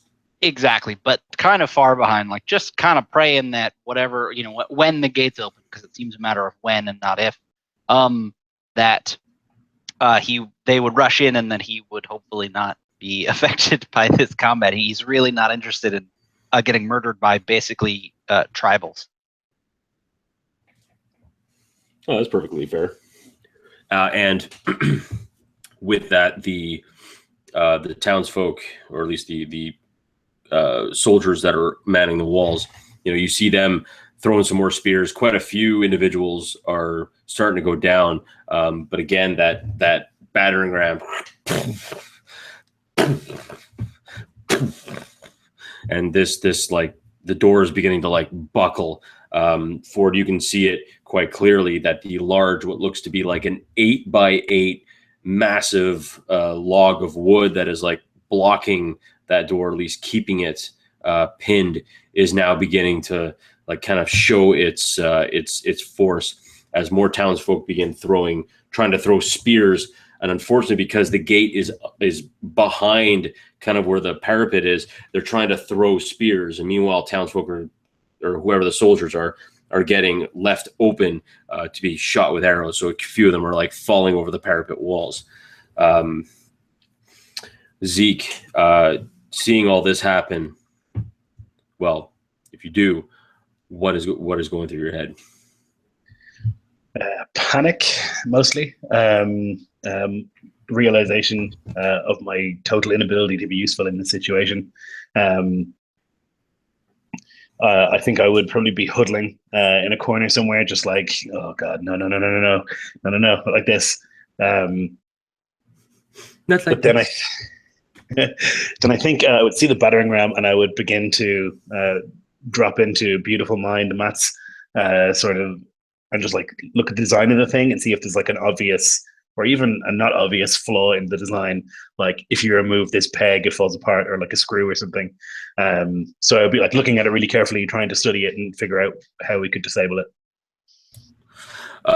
Well, it's essentially a very thick log held by like 6 guys, but basically it's a cradle of ropes that the guys are holding, and they're just basically kind of like going back and forth. So it's kind of like a tactical battering ram, you know, not a huge it's not actually a big. I exactly. Gotcha. Okay. Yeah. Okay. Well, that avenue barred to me. I will look at the wristband again, see if the thing is going to fall on top of me or what's going on there. Sorry, say again. With the wristband, like, is it still showing that something's coming towards me at speed? It is actually now like it's stopped. It's still like blinking, but it's just blinking in one area. So it hasn't, you know, it's not moving any closer towards you. It's not moving any further away. It's just like stationary in one spot. Okay, and relative to where I am, can I figure out where it might be, whatever it is? You know, from what you can gather, it is below you and probably about 60 feet away from the wall. Right, so it's on the dude, right? So I have like a range indicator or something like that. A tracker, maybe. That's what I'm thinking. Something okay. like that. Good thing I fired it at that guy. That's useful. Yeah, so I'll just realize what I've done and just curse loudly, and that'll be the end of my turn. All right. Again, the bandits begin their continued assault. Seeing you fall one of his friends, Mac, one of the bandits goes and fires at you. I need you to roll me a defense Please roll higher than a 9. Rolled a 9. Okay, so you just make it. As you know, you got that. Is you're fumbling around to grab another spear. As you grab another spear, an arrow miraculously seems to bury itself in the shaft of the spear that you're pulling out. And like you can see basically where you put it, it would have went right through your eye socket if you had not basically grabbed that spear when you had. And there's now an arrow kind of like sticking out of the the spear shaft. You hear the door begin to splinter and crack. Looking behind you, you can actually see the soldiers that are in the semicircle are beginning to kind of close ranks and get ready. Their spears are out, and they're starting to scream and whoop and shout through the kind of the holes that these doors are making now, or the holes that this battering ram is starting to like punch through. And then we turn our attentions now to Gavin, who's currently on his backside on the rampart wall. And Gavin's, as the chaos of battle is happening around him, I imagine not much time has passed since he got knocked on his ass, and he just quickly, kind of using this shield, kind of and pulling himself back to his feet. Is Gorak still close by? Yeah, I mean, his attentions are elsewhere. He's trying to like lead the defense. So I mean, he's getting archers. He's grabbing spears and hurling them himself. As I pull myself to my feet, I reach back in my pocket and pull this egg out, and I yell, "Gorak!" And I hold this egg up, and I pantomime throwing it towards the people that are trying to break through the gate, and kind of give him this like this. He goes like this, and then like that. And push the metal through. Treating it just like a grenade, I'm gonna bring it back, press down on this metal switch thing, and just hurl it at the group of bandits that are trying to break in the door. And as you kind of see the egg kind of curl and twist in its own kind of strange, like ovoid way. If you ever tried throwing an egg, and it kind of like it's moving funny, but you just see it when it hits the ground. So this is what I need you to do. I need you to first roll me a d6. Where the hell did I put my dice? Don't look at me, man. I don't live there. All right, a d6. Only a d6. A 1. Okay, now I want you to roll me a d20, and I don't want you to roll me a 6 or a higher. Get your lucky die out. No, excuse me. Yeah, no, that's right. Yeah, roll me a 6 or higher. Now you got me. I'm staying with this die. A 7. Oh my god, I thought that was a 1 again. That's a 7. You gonna be okay? Yeah. Okay. Yeah. I'll change later. All right. So for basically everyone but Ford, because Ford, you're kind of far back, kind of being a big baby. You see something strange. The egg breaks on the ground, and at first it doesn't seem like anything is happening, but then all of a sudden you can see people's spears kind of like begin to pull out of their hand.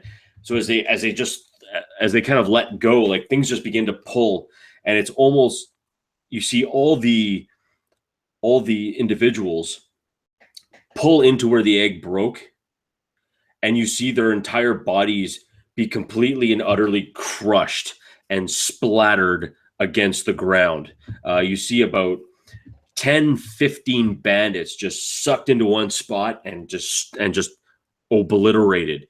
It's almost as if, if gravity suddenly became like 200 to 300 times more in that one small location than it would have, like, in the rest of the area. So all of a sudden, just all these people, and just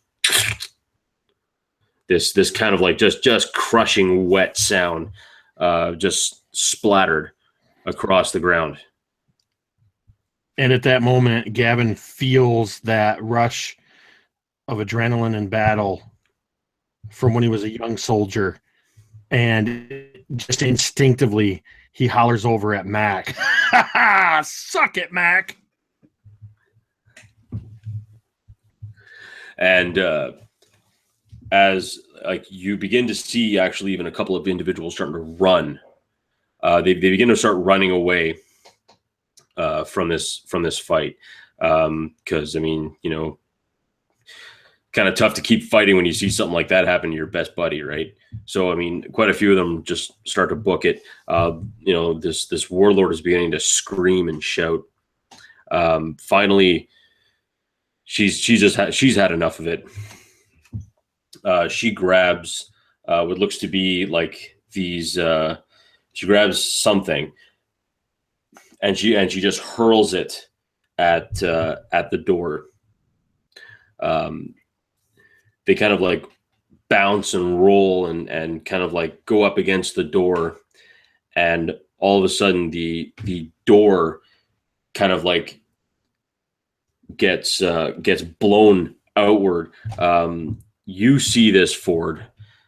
This like it just like explodes outward. You see a couple of troops like flying back, huge chunks of wood, kind of impaled into their bodies. They just start flying past, shields skittering across like the cobblestones and dirt paths and whatnot. You see the rest of the troops kind of closing ranks like some like ants. Just basically just closing into their files, just getting tighter and tighter. But from then, now we go straight to Mac. Mac, you just saw that old man you like to make fun of crush a whole bunch of dudes with an egg. I'm sorry, this is a little out of game, but I really wanted to say to that only counts as one. It's really what I wanted to say. Yeah, that's okay. But go for it. No, Mac would absolutely see that and kind of be impressed. Not really knowing what these objects are that we all got, but he, as not to be outdone in this explosion that just rocked the gate, he would grab another spear and he would actually jump down off the palisade into where that opening has been created. He would actually jump down and stand directly in the center and just probably very stupidly just kind of egg him on, say, come on.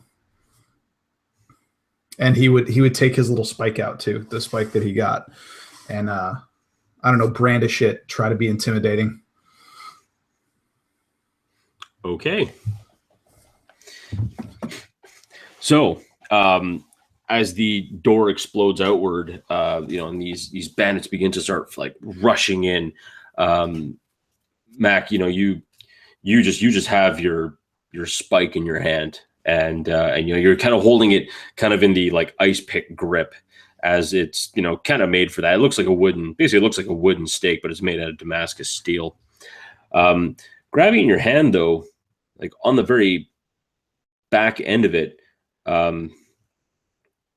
it looks like the very cap seems to almost like begin to like kind of glow a bit, like very dully in your hand, even though it's like still the Damascus, it begins to glow a bit like brighter.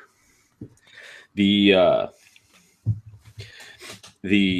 like as bandits begin to file in, all the troops begin to kind of like start slamming into each other.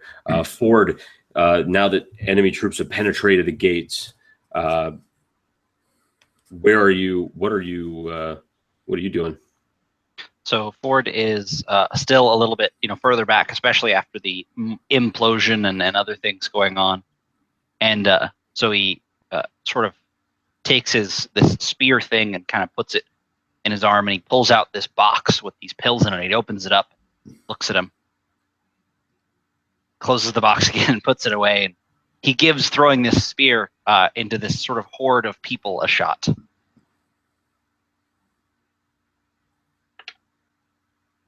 Need to roll me higher than a 12.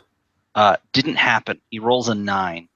Okay. He's with any luck, I didn't strike one of the friendlies in the back.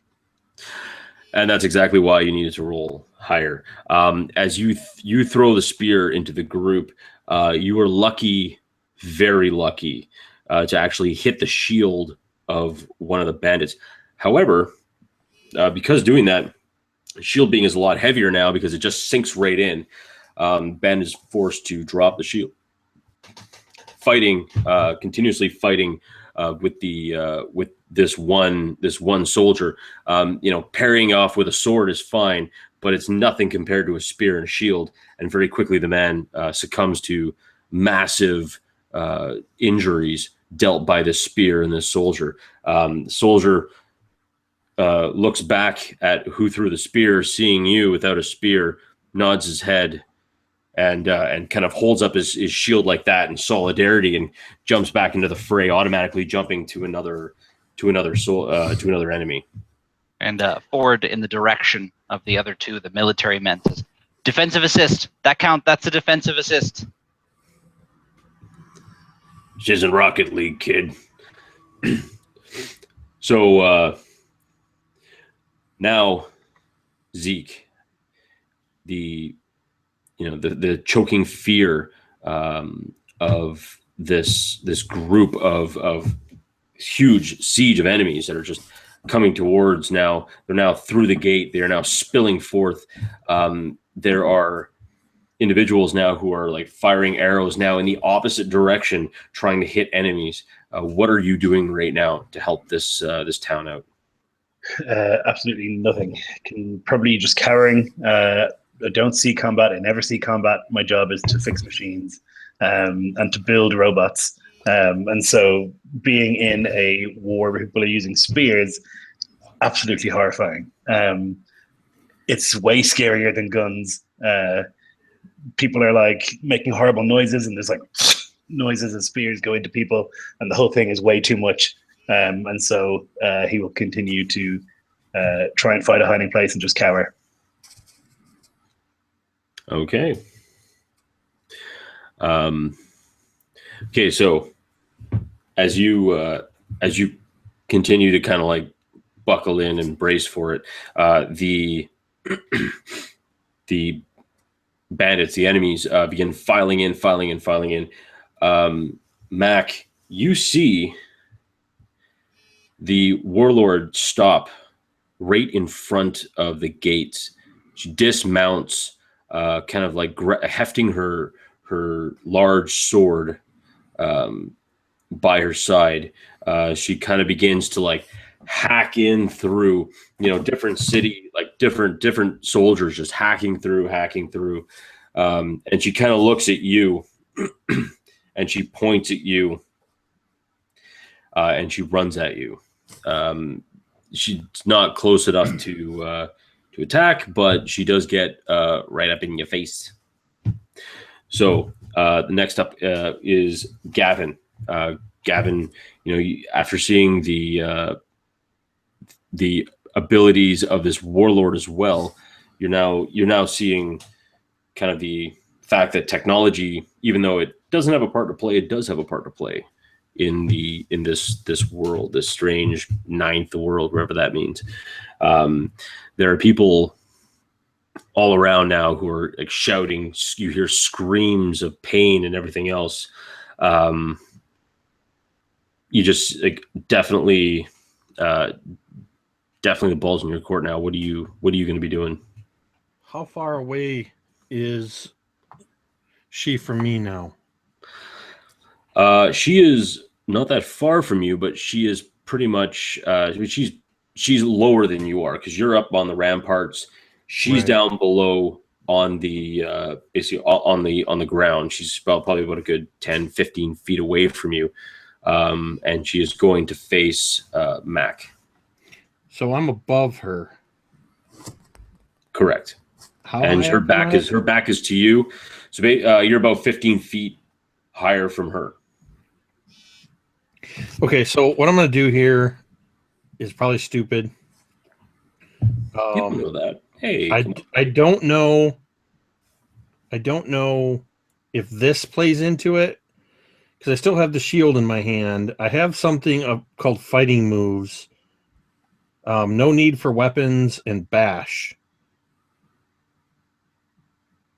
I'm not even sure what the bash is, but here's what I want to do, and you can tell me if I need to do something different mechanically. But seeing that she's bearing down on Mac, and that I've got the literal high ground on her, and her back to me, I think I'm just gonna try to leap down. Oh yeah, that's right. Thanks, Lloyd. I'm gonna try to leap down on her.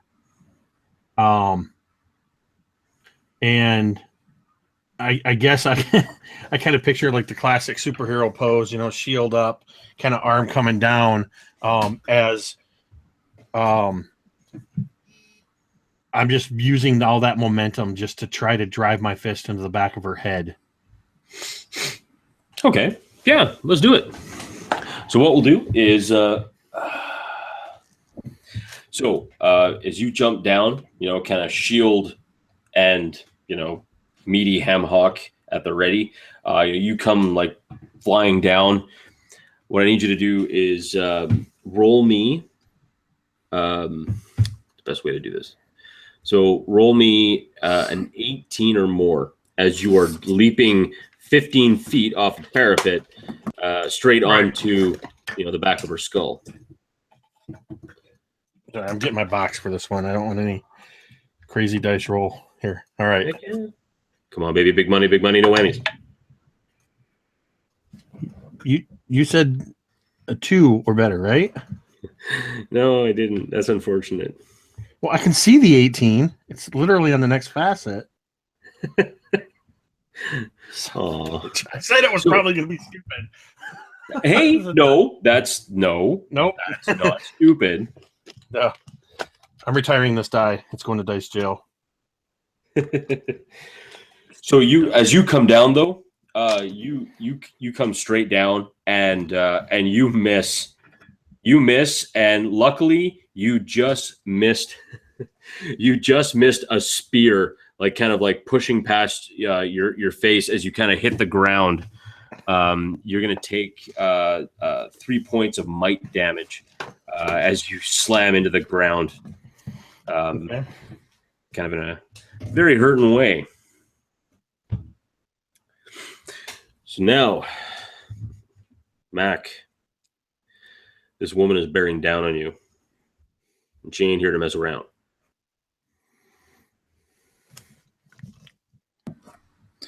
Well, I'm assuming that I put the belt on when I was given the belt. So I think I would just kind of take a stance to prepare myself for her coming in and kind of plan how to kind of get between what she's doing or kind of respond to whatever she does. But did that glowing on the spike, was that something that like I could hit her a button or something, or was it just the spike was glowing? Hey, look, man, I'm just the GM. I don't know these things. I don't live in the ninth world. What are you, nuts? You don't know. Then the part that's glowing, I want to just kind of take my hand and just kind of grab it at that glowing part and see if it has any effect first. It doesn't do anything. Okay. Then I would say, is she going to get to me in this round? You could get to her in this round. She's basically like not 5 feet in front of you. Like she closed the gap, but she had to like huff it to get there, and she had to fight her way through. So is she still coming towards me? Mm-hmm. Okay. Maybe, a half a step before she gets to me, I want to drop down and try to hold on to the spike and take my hand, like push it up and try to jab the spike up as I kind of kneel down when she gets close. That is badass. I love it. And yes, you most certainly can. And as you do that, she kind of like swings over with this sword, but you instinctively drop down. You make your attack, and what I want you to do, roll me. Here's a kicker: you got to roll higher than a 15. If you want to expend anything, now would be a great time to do so. Yeah, I'll go. I'll bring it down by 1. You got it. All right, so now roll higher than a 12, please. Okay. Please, pretty please. That was a 2. So she, as she swings over, she kind of already knows what you're doing.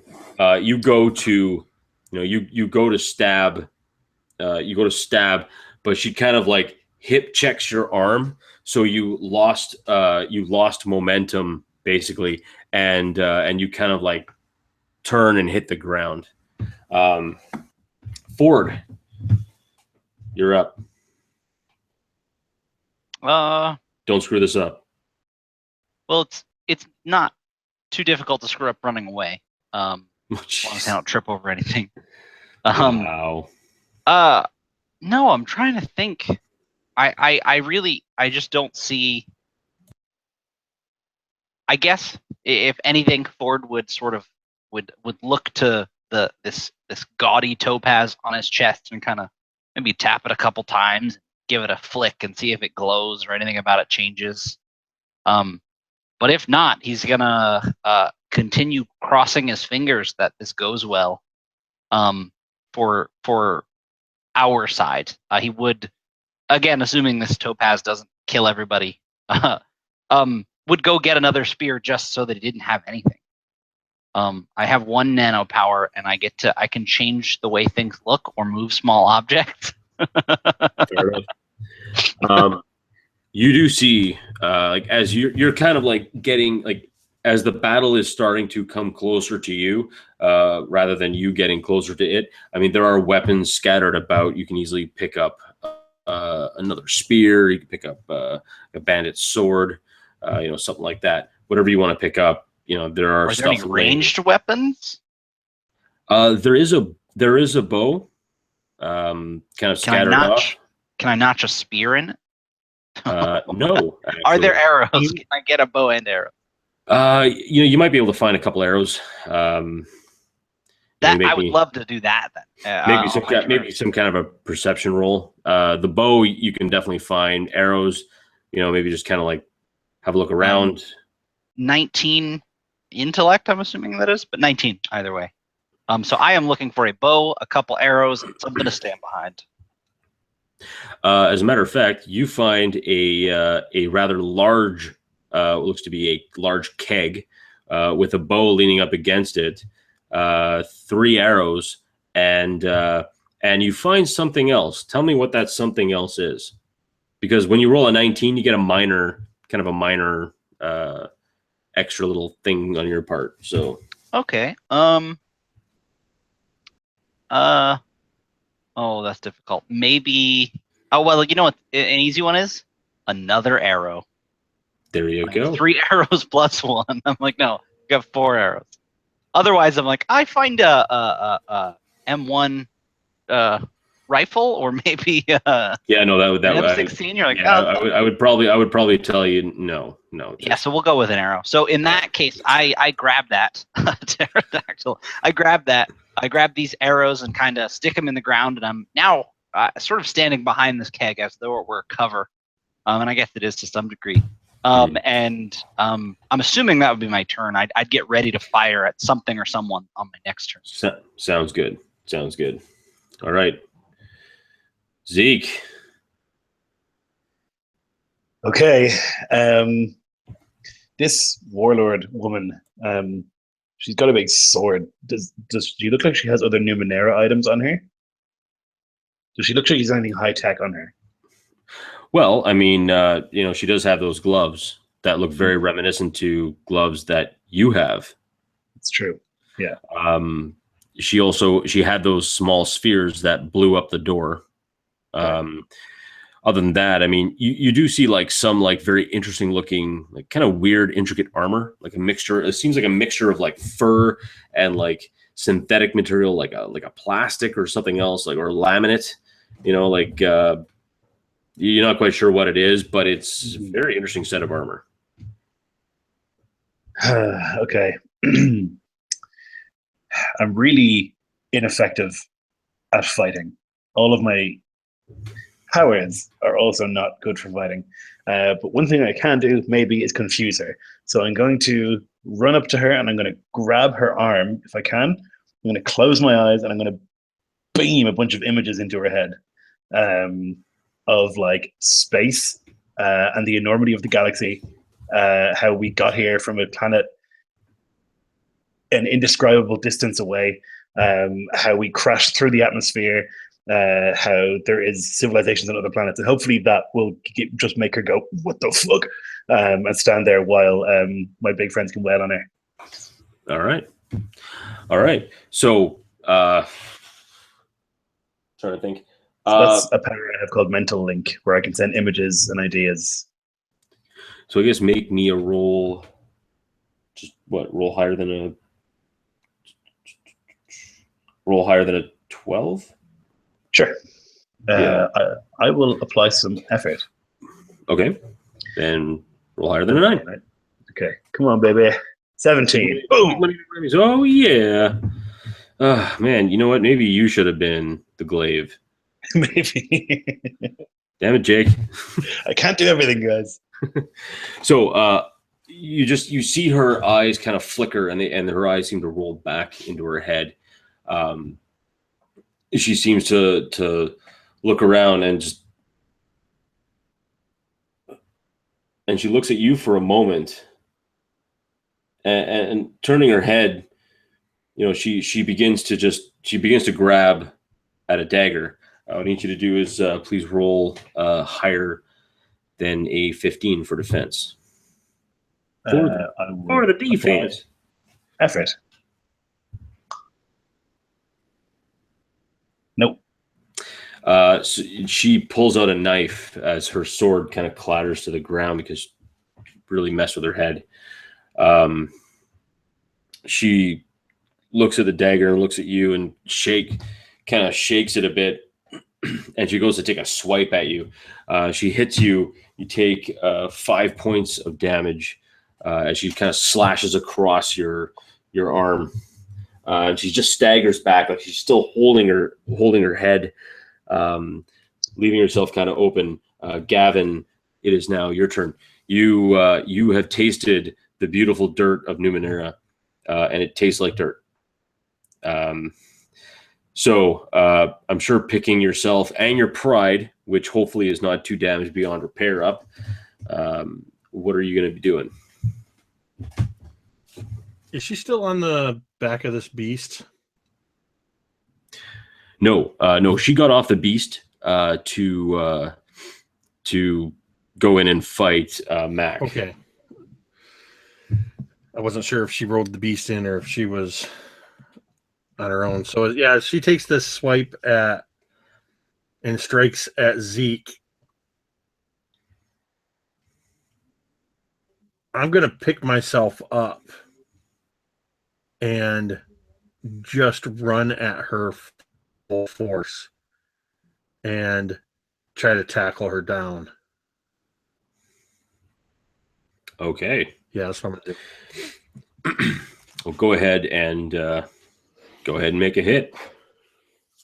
Roll higher than a 15, bud. 19. Boom. All right. So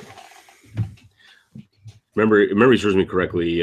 19 also, I think, during combat also does something. So you smash right into her. You can almost feel her ribs, even through the armor. Like you feel them like kind of sagging. That's what it is. Do you want to add 3 damage, or do you want to have a minor effect happen to her? I'll add the damage. Sounds good. So she staggers over you. I mean, you can feel her ribs kind of cracking under your strength. As you slam her, she begins to like fall towards you, Mac. She begins to stumble. She almost left herself open for you. What are you going to do about this? How are you going to capitalize?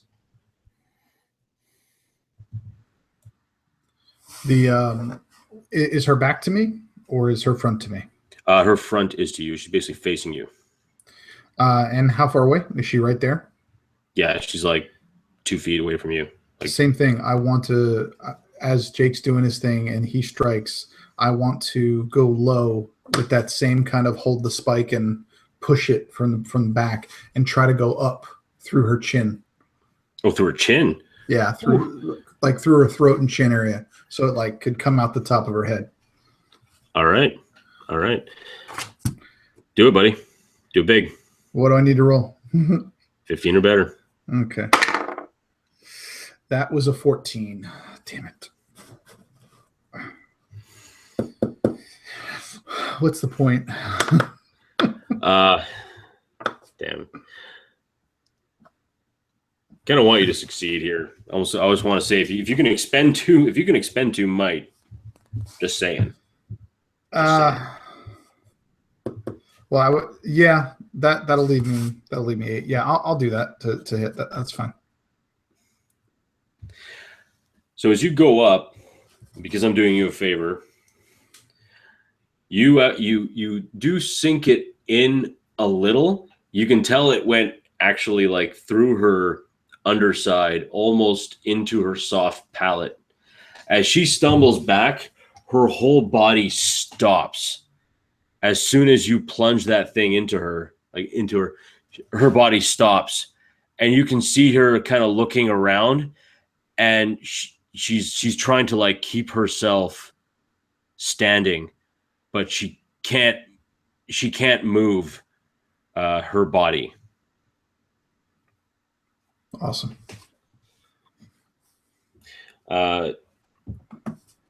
Ford, it is now your turn.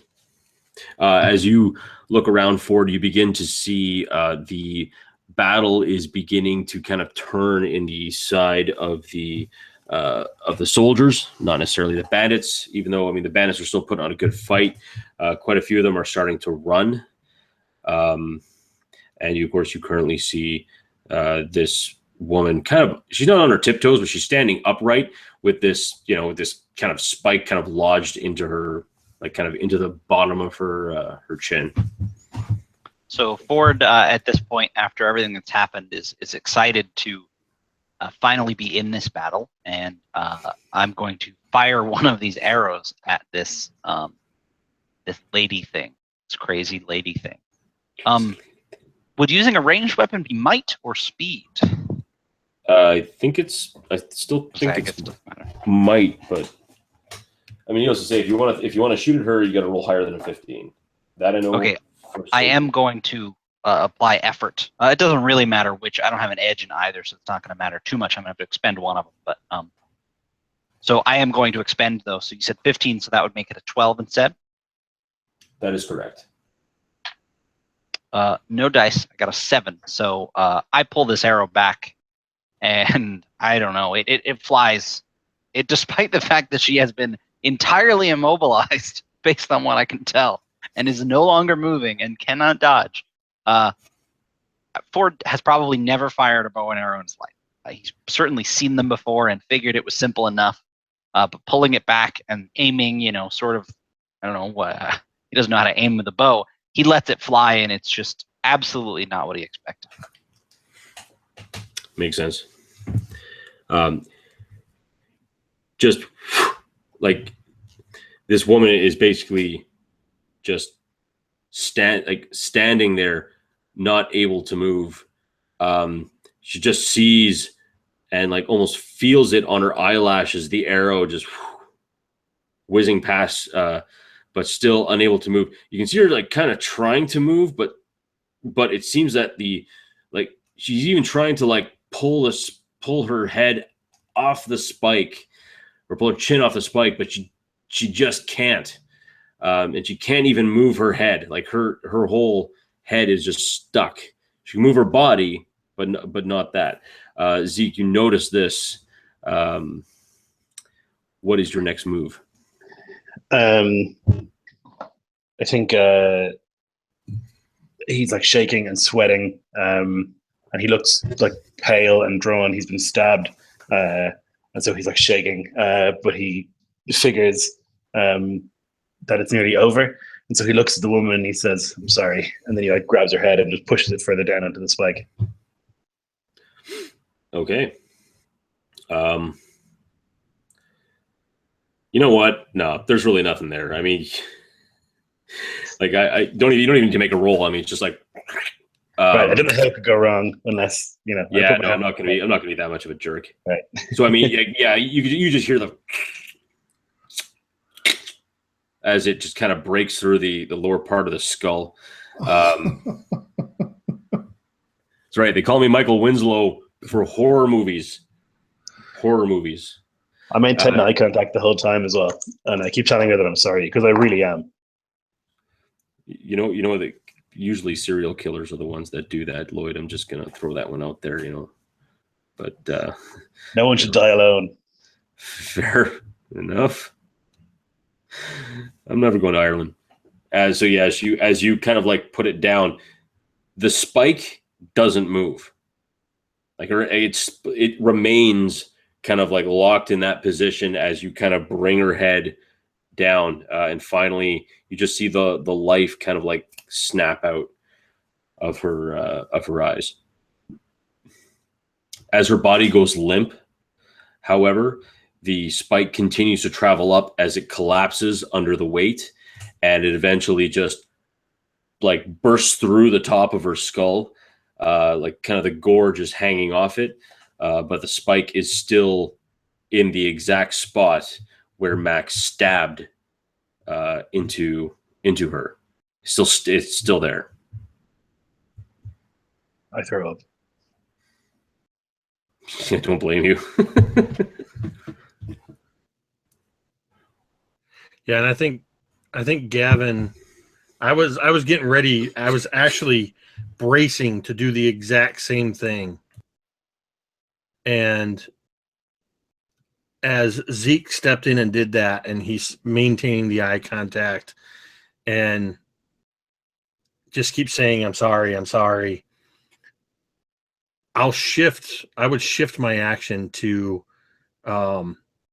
as he bends over and just hurls his shoulders, maybe like that firm hand on the back of his neck, give kind of a squeeze on the shoulder, and with the other hand kind of pat his other arm and just go, "You did good." Take a minute. And as the bandits kind of like, a lot of them start to notice that their boss is dead. She's on the ground with a spike-sized hole through her skull. A lot of them begin to start running away. As they begin to leave, they begin to run, scream through, kind of basically yelling and screaming as they're running away. You see a couple get felled by a few more spears. The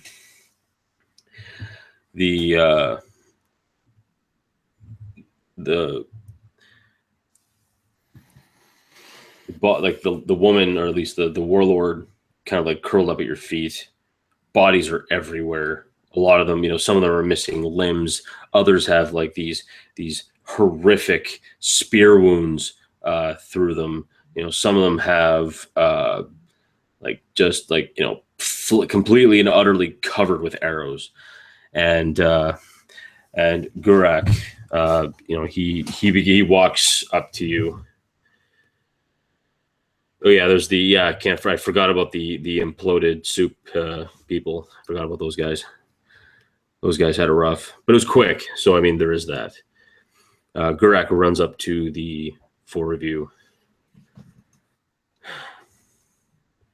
Thank you for this. She is dead now, but the mongrels will get another leader soon enough.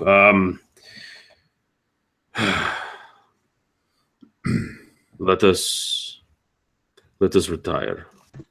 And he kind of like starts barking orders at a few of the townsfolk. You've done well. Mac would just kind of turn to him as he said that immediately and say, if they're going to come back, why don't we go to them? No one knows where the mongrels are. They hide. They hide in dangerous places. They hide where bad things are. We can handle them well enough. Those Numenera I gave you, I have more and more interesting Numenera in store for them. But thank you. And thank you for using some of your Numenera to protect this place. You will always have a friend. One more thing, though. I cannot ask you to stay here, for with all due respect, this place is not for you to stay at. Go. Travel. Go see the world.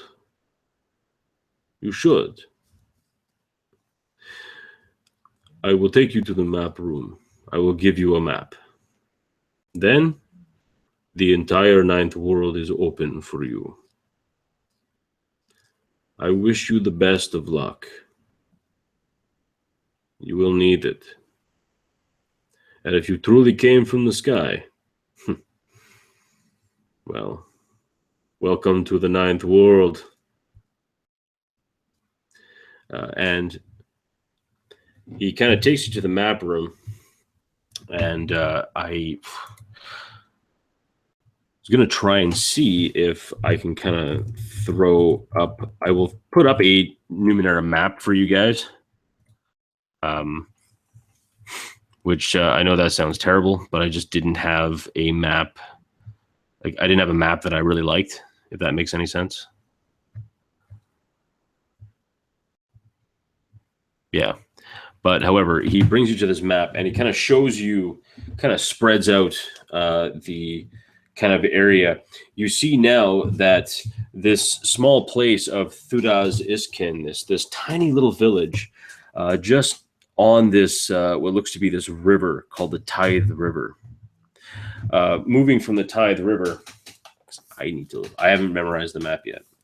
Moving along the Tithe River, you kind of look at a couple of symbols. First one, on the left-hand side, you see a symbol called the Amber Monolith, which is, you remember what he pointed to, this huge stone with these concentric kind of like floating rings around it. To the right of it, you see another one called the Obelisk of the Water God, this gigantic floating stone nestled in the mountains. You also see that you are in a region called Navarine. To the north, you see another region called the Cloud Crystal Sky Fields. You see a point on the map called the Unseen Lake, areas called Harmuth, a small town very near to you called Fasten, and what looks to be designated as a capital city called Charmonda. All around you, you see, like all around this map, you see many things, many strange names for things. The Golden Sanctum, the Scarred Monoliths, Castle Surat, the Scorpion Sanctum, Ushfan, the Ogorek, Malavich, the Pytharan Empire, south of you, the Dark Hills, places like Thamor, Draeolus, Malavich, Iskabal. You see what looks to be a giant, perfectly circular set of mountains called the Clock of Kala.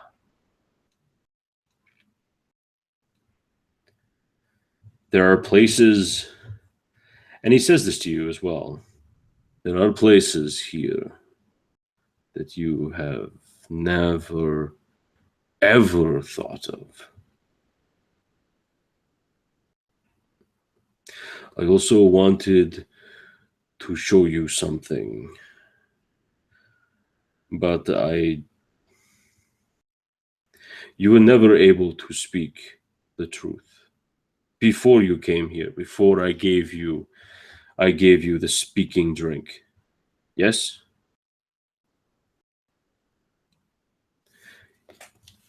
So he grabs a book, a very familiar book, a book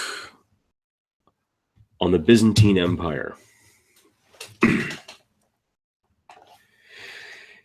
He opens a book and you see a picture, and you've seen this picture thousands of times. It is a picture of ancient Byzantine reliefs, ones, with people wearing these robes and holding their hands up to the sky to bull gods and with standard writing, this usual writing, but a lot of it has strange writing you've never even seen before. And it even says, the caption of this picture, unknown glyphs unearthed in ancient temples in what used to be Constantinople. A picture on this book, you see what used to be unknown glyphs, unknown, very strange writing. But it's not strange anymore, is it? Because it was written in the language of truth. And you can now read it just as well. And it now says before you, underneath all of these great great praises to the sky bull and great praises to these gods and other beings, underneath, almost unperceptive in truth, we are the third age. And that is where we're going to end things off today. Little revelation there. Kind of make your head go boom. Head go boom. Ladies and gentlemen, I want to thank the absolutely incredible players who make this game. Absolutely make this game. I could not have as much fun as I could have without these four amazing players. And I know we're going to break from tradition. I want you guys to, tell us about your channels. Talk to us about upcoming things. Plug all the stuff because you guys are amazing people. To start from my left, Drake, if you could please. Yeah, I'm Drake. I run the YouTube channel, The RPG Construct. As I said before, I have running a kind of a Halloween-themed game for Brigade Con at 4 p.m. on October 29th. And I have that Copper Jackal game at 8 that night. Right now going on in the channel, I do have a Dragon Grin campaign. Dragon Grin is a setting that was created by James Carney here and his brother Tim. So we're kind of exploring that as we get little bits of information. Session 3 is going to be November 4th. Jake's actually one of my players. But yeah, just trying to get a little bit more content on there, trying to explore things with some great players, and doing a lot of DMing and just trying to add some videos. So yeah, if you want to visit the channel, like it, subscribe it, I'd appreciate it.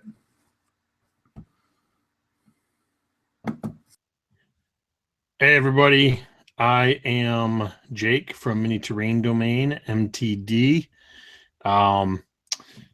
If you head over to my channel, you're going to see a lot of games. I run a lot of one-shots. I like to almost exclusively run D&D 5e, either some one-shots that I've written, or I run I've run quite a few of things from the Copper Jackals in Dragon Grin, as well as some other Absolute Tabletop materials. But the other half of my channel is dedicated to crafting, where I make things like the Fast Kill Goblin Go-Karts from Absolute Tabletop, original sculptures like this Beholder, and many other things that I either show you or I show you how to do. I make stuff, like this go-kart is little pieces of coffee stir and toothpicks and granny grid and a couple other things I had laying around, and I did it in just a couple hours. And I do tutorials to show you how to do that kind of stuff for use in tabletop terrain. I've got as Drake said, I'm playing an ordained dwarf, Boljador Bogdanovich, in the Dragon Grin campaign. We're getting ready for, I believe it's session 4 or 3.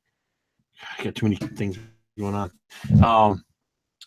And I already told at the break about all the Brigade Con stuff going on. And then my plan is in November and December, I want to start running a lot of various level 1 shots. And you can head over to the Absolute Tabletop official group on Facebook, where I host all of those games. And if you're not already watching it, you really should be watching the Provokers with our own Mike the Piper as the audience heart-stealing Edric, as well as all of these wonderful new characters that the other players are playing under the guidance of DM extraordinaire Matt Click from A Fistful of Dice. Hey guys, I am James. I am half of Tabletop Terrors with my brother Tim and a quarter of Absolute Tabletop. The main thing I want to plug is Brigade Con on October 29th. We have Absolute Tabletop, so me and the 3 other founders of the company are doing a panel about how we make our supplements. Basically, it's sort of a 101 beginning to end of us talking about how we do it. That's going to be at 1 p.m. Eastern, I believe, and it should be a lot of fun. Hello, I am Lloyd, or Jarl DM on the YouTube. If you like Numenera, I have lots of Numenera games on my channel. I also do lots of Star Wars and lots of Viking games. In 5e, there's a plethora, a selection of games, if you so wish, to watch. This was really excellent, Mike. Really, really cool. I love the language thing. That was like such a, I don't know. I was like really trying to work out what they were saying. I was like writing down all the words and stuff, trying to figure it all out. It was great. It was like a real puzzle for me. It was great. But yeah, super fun game. Can't wait to play next time. Awesome, guys, and thank you. And to all of you watching, thank you very much for tuning in. I'm glad you guys had a great time. Hope you guys had a great time. I know I had a great time, and I know these guys had a great time, unless they're just saying that because I pay them. Maybe. Needless to say, thank you very much for watching. I hope you guys had got some great ideas, some interesting encounters, maybe even a thing or two about puzzles or languages or something different.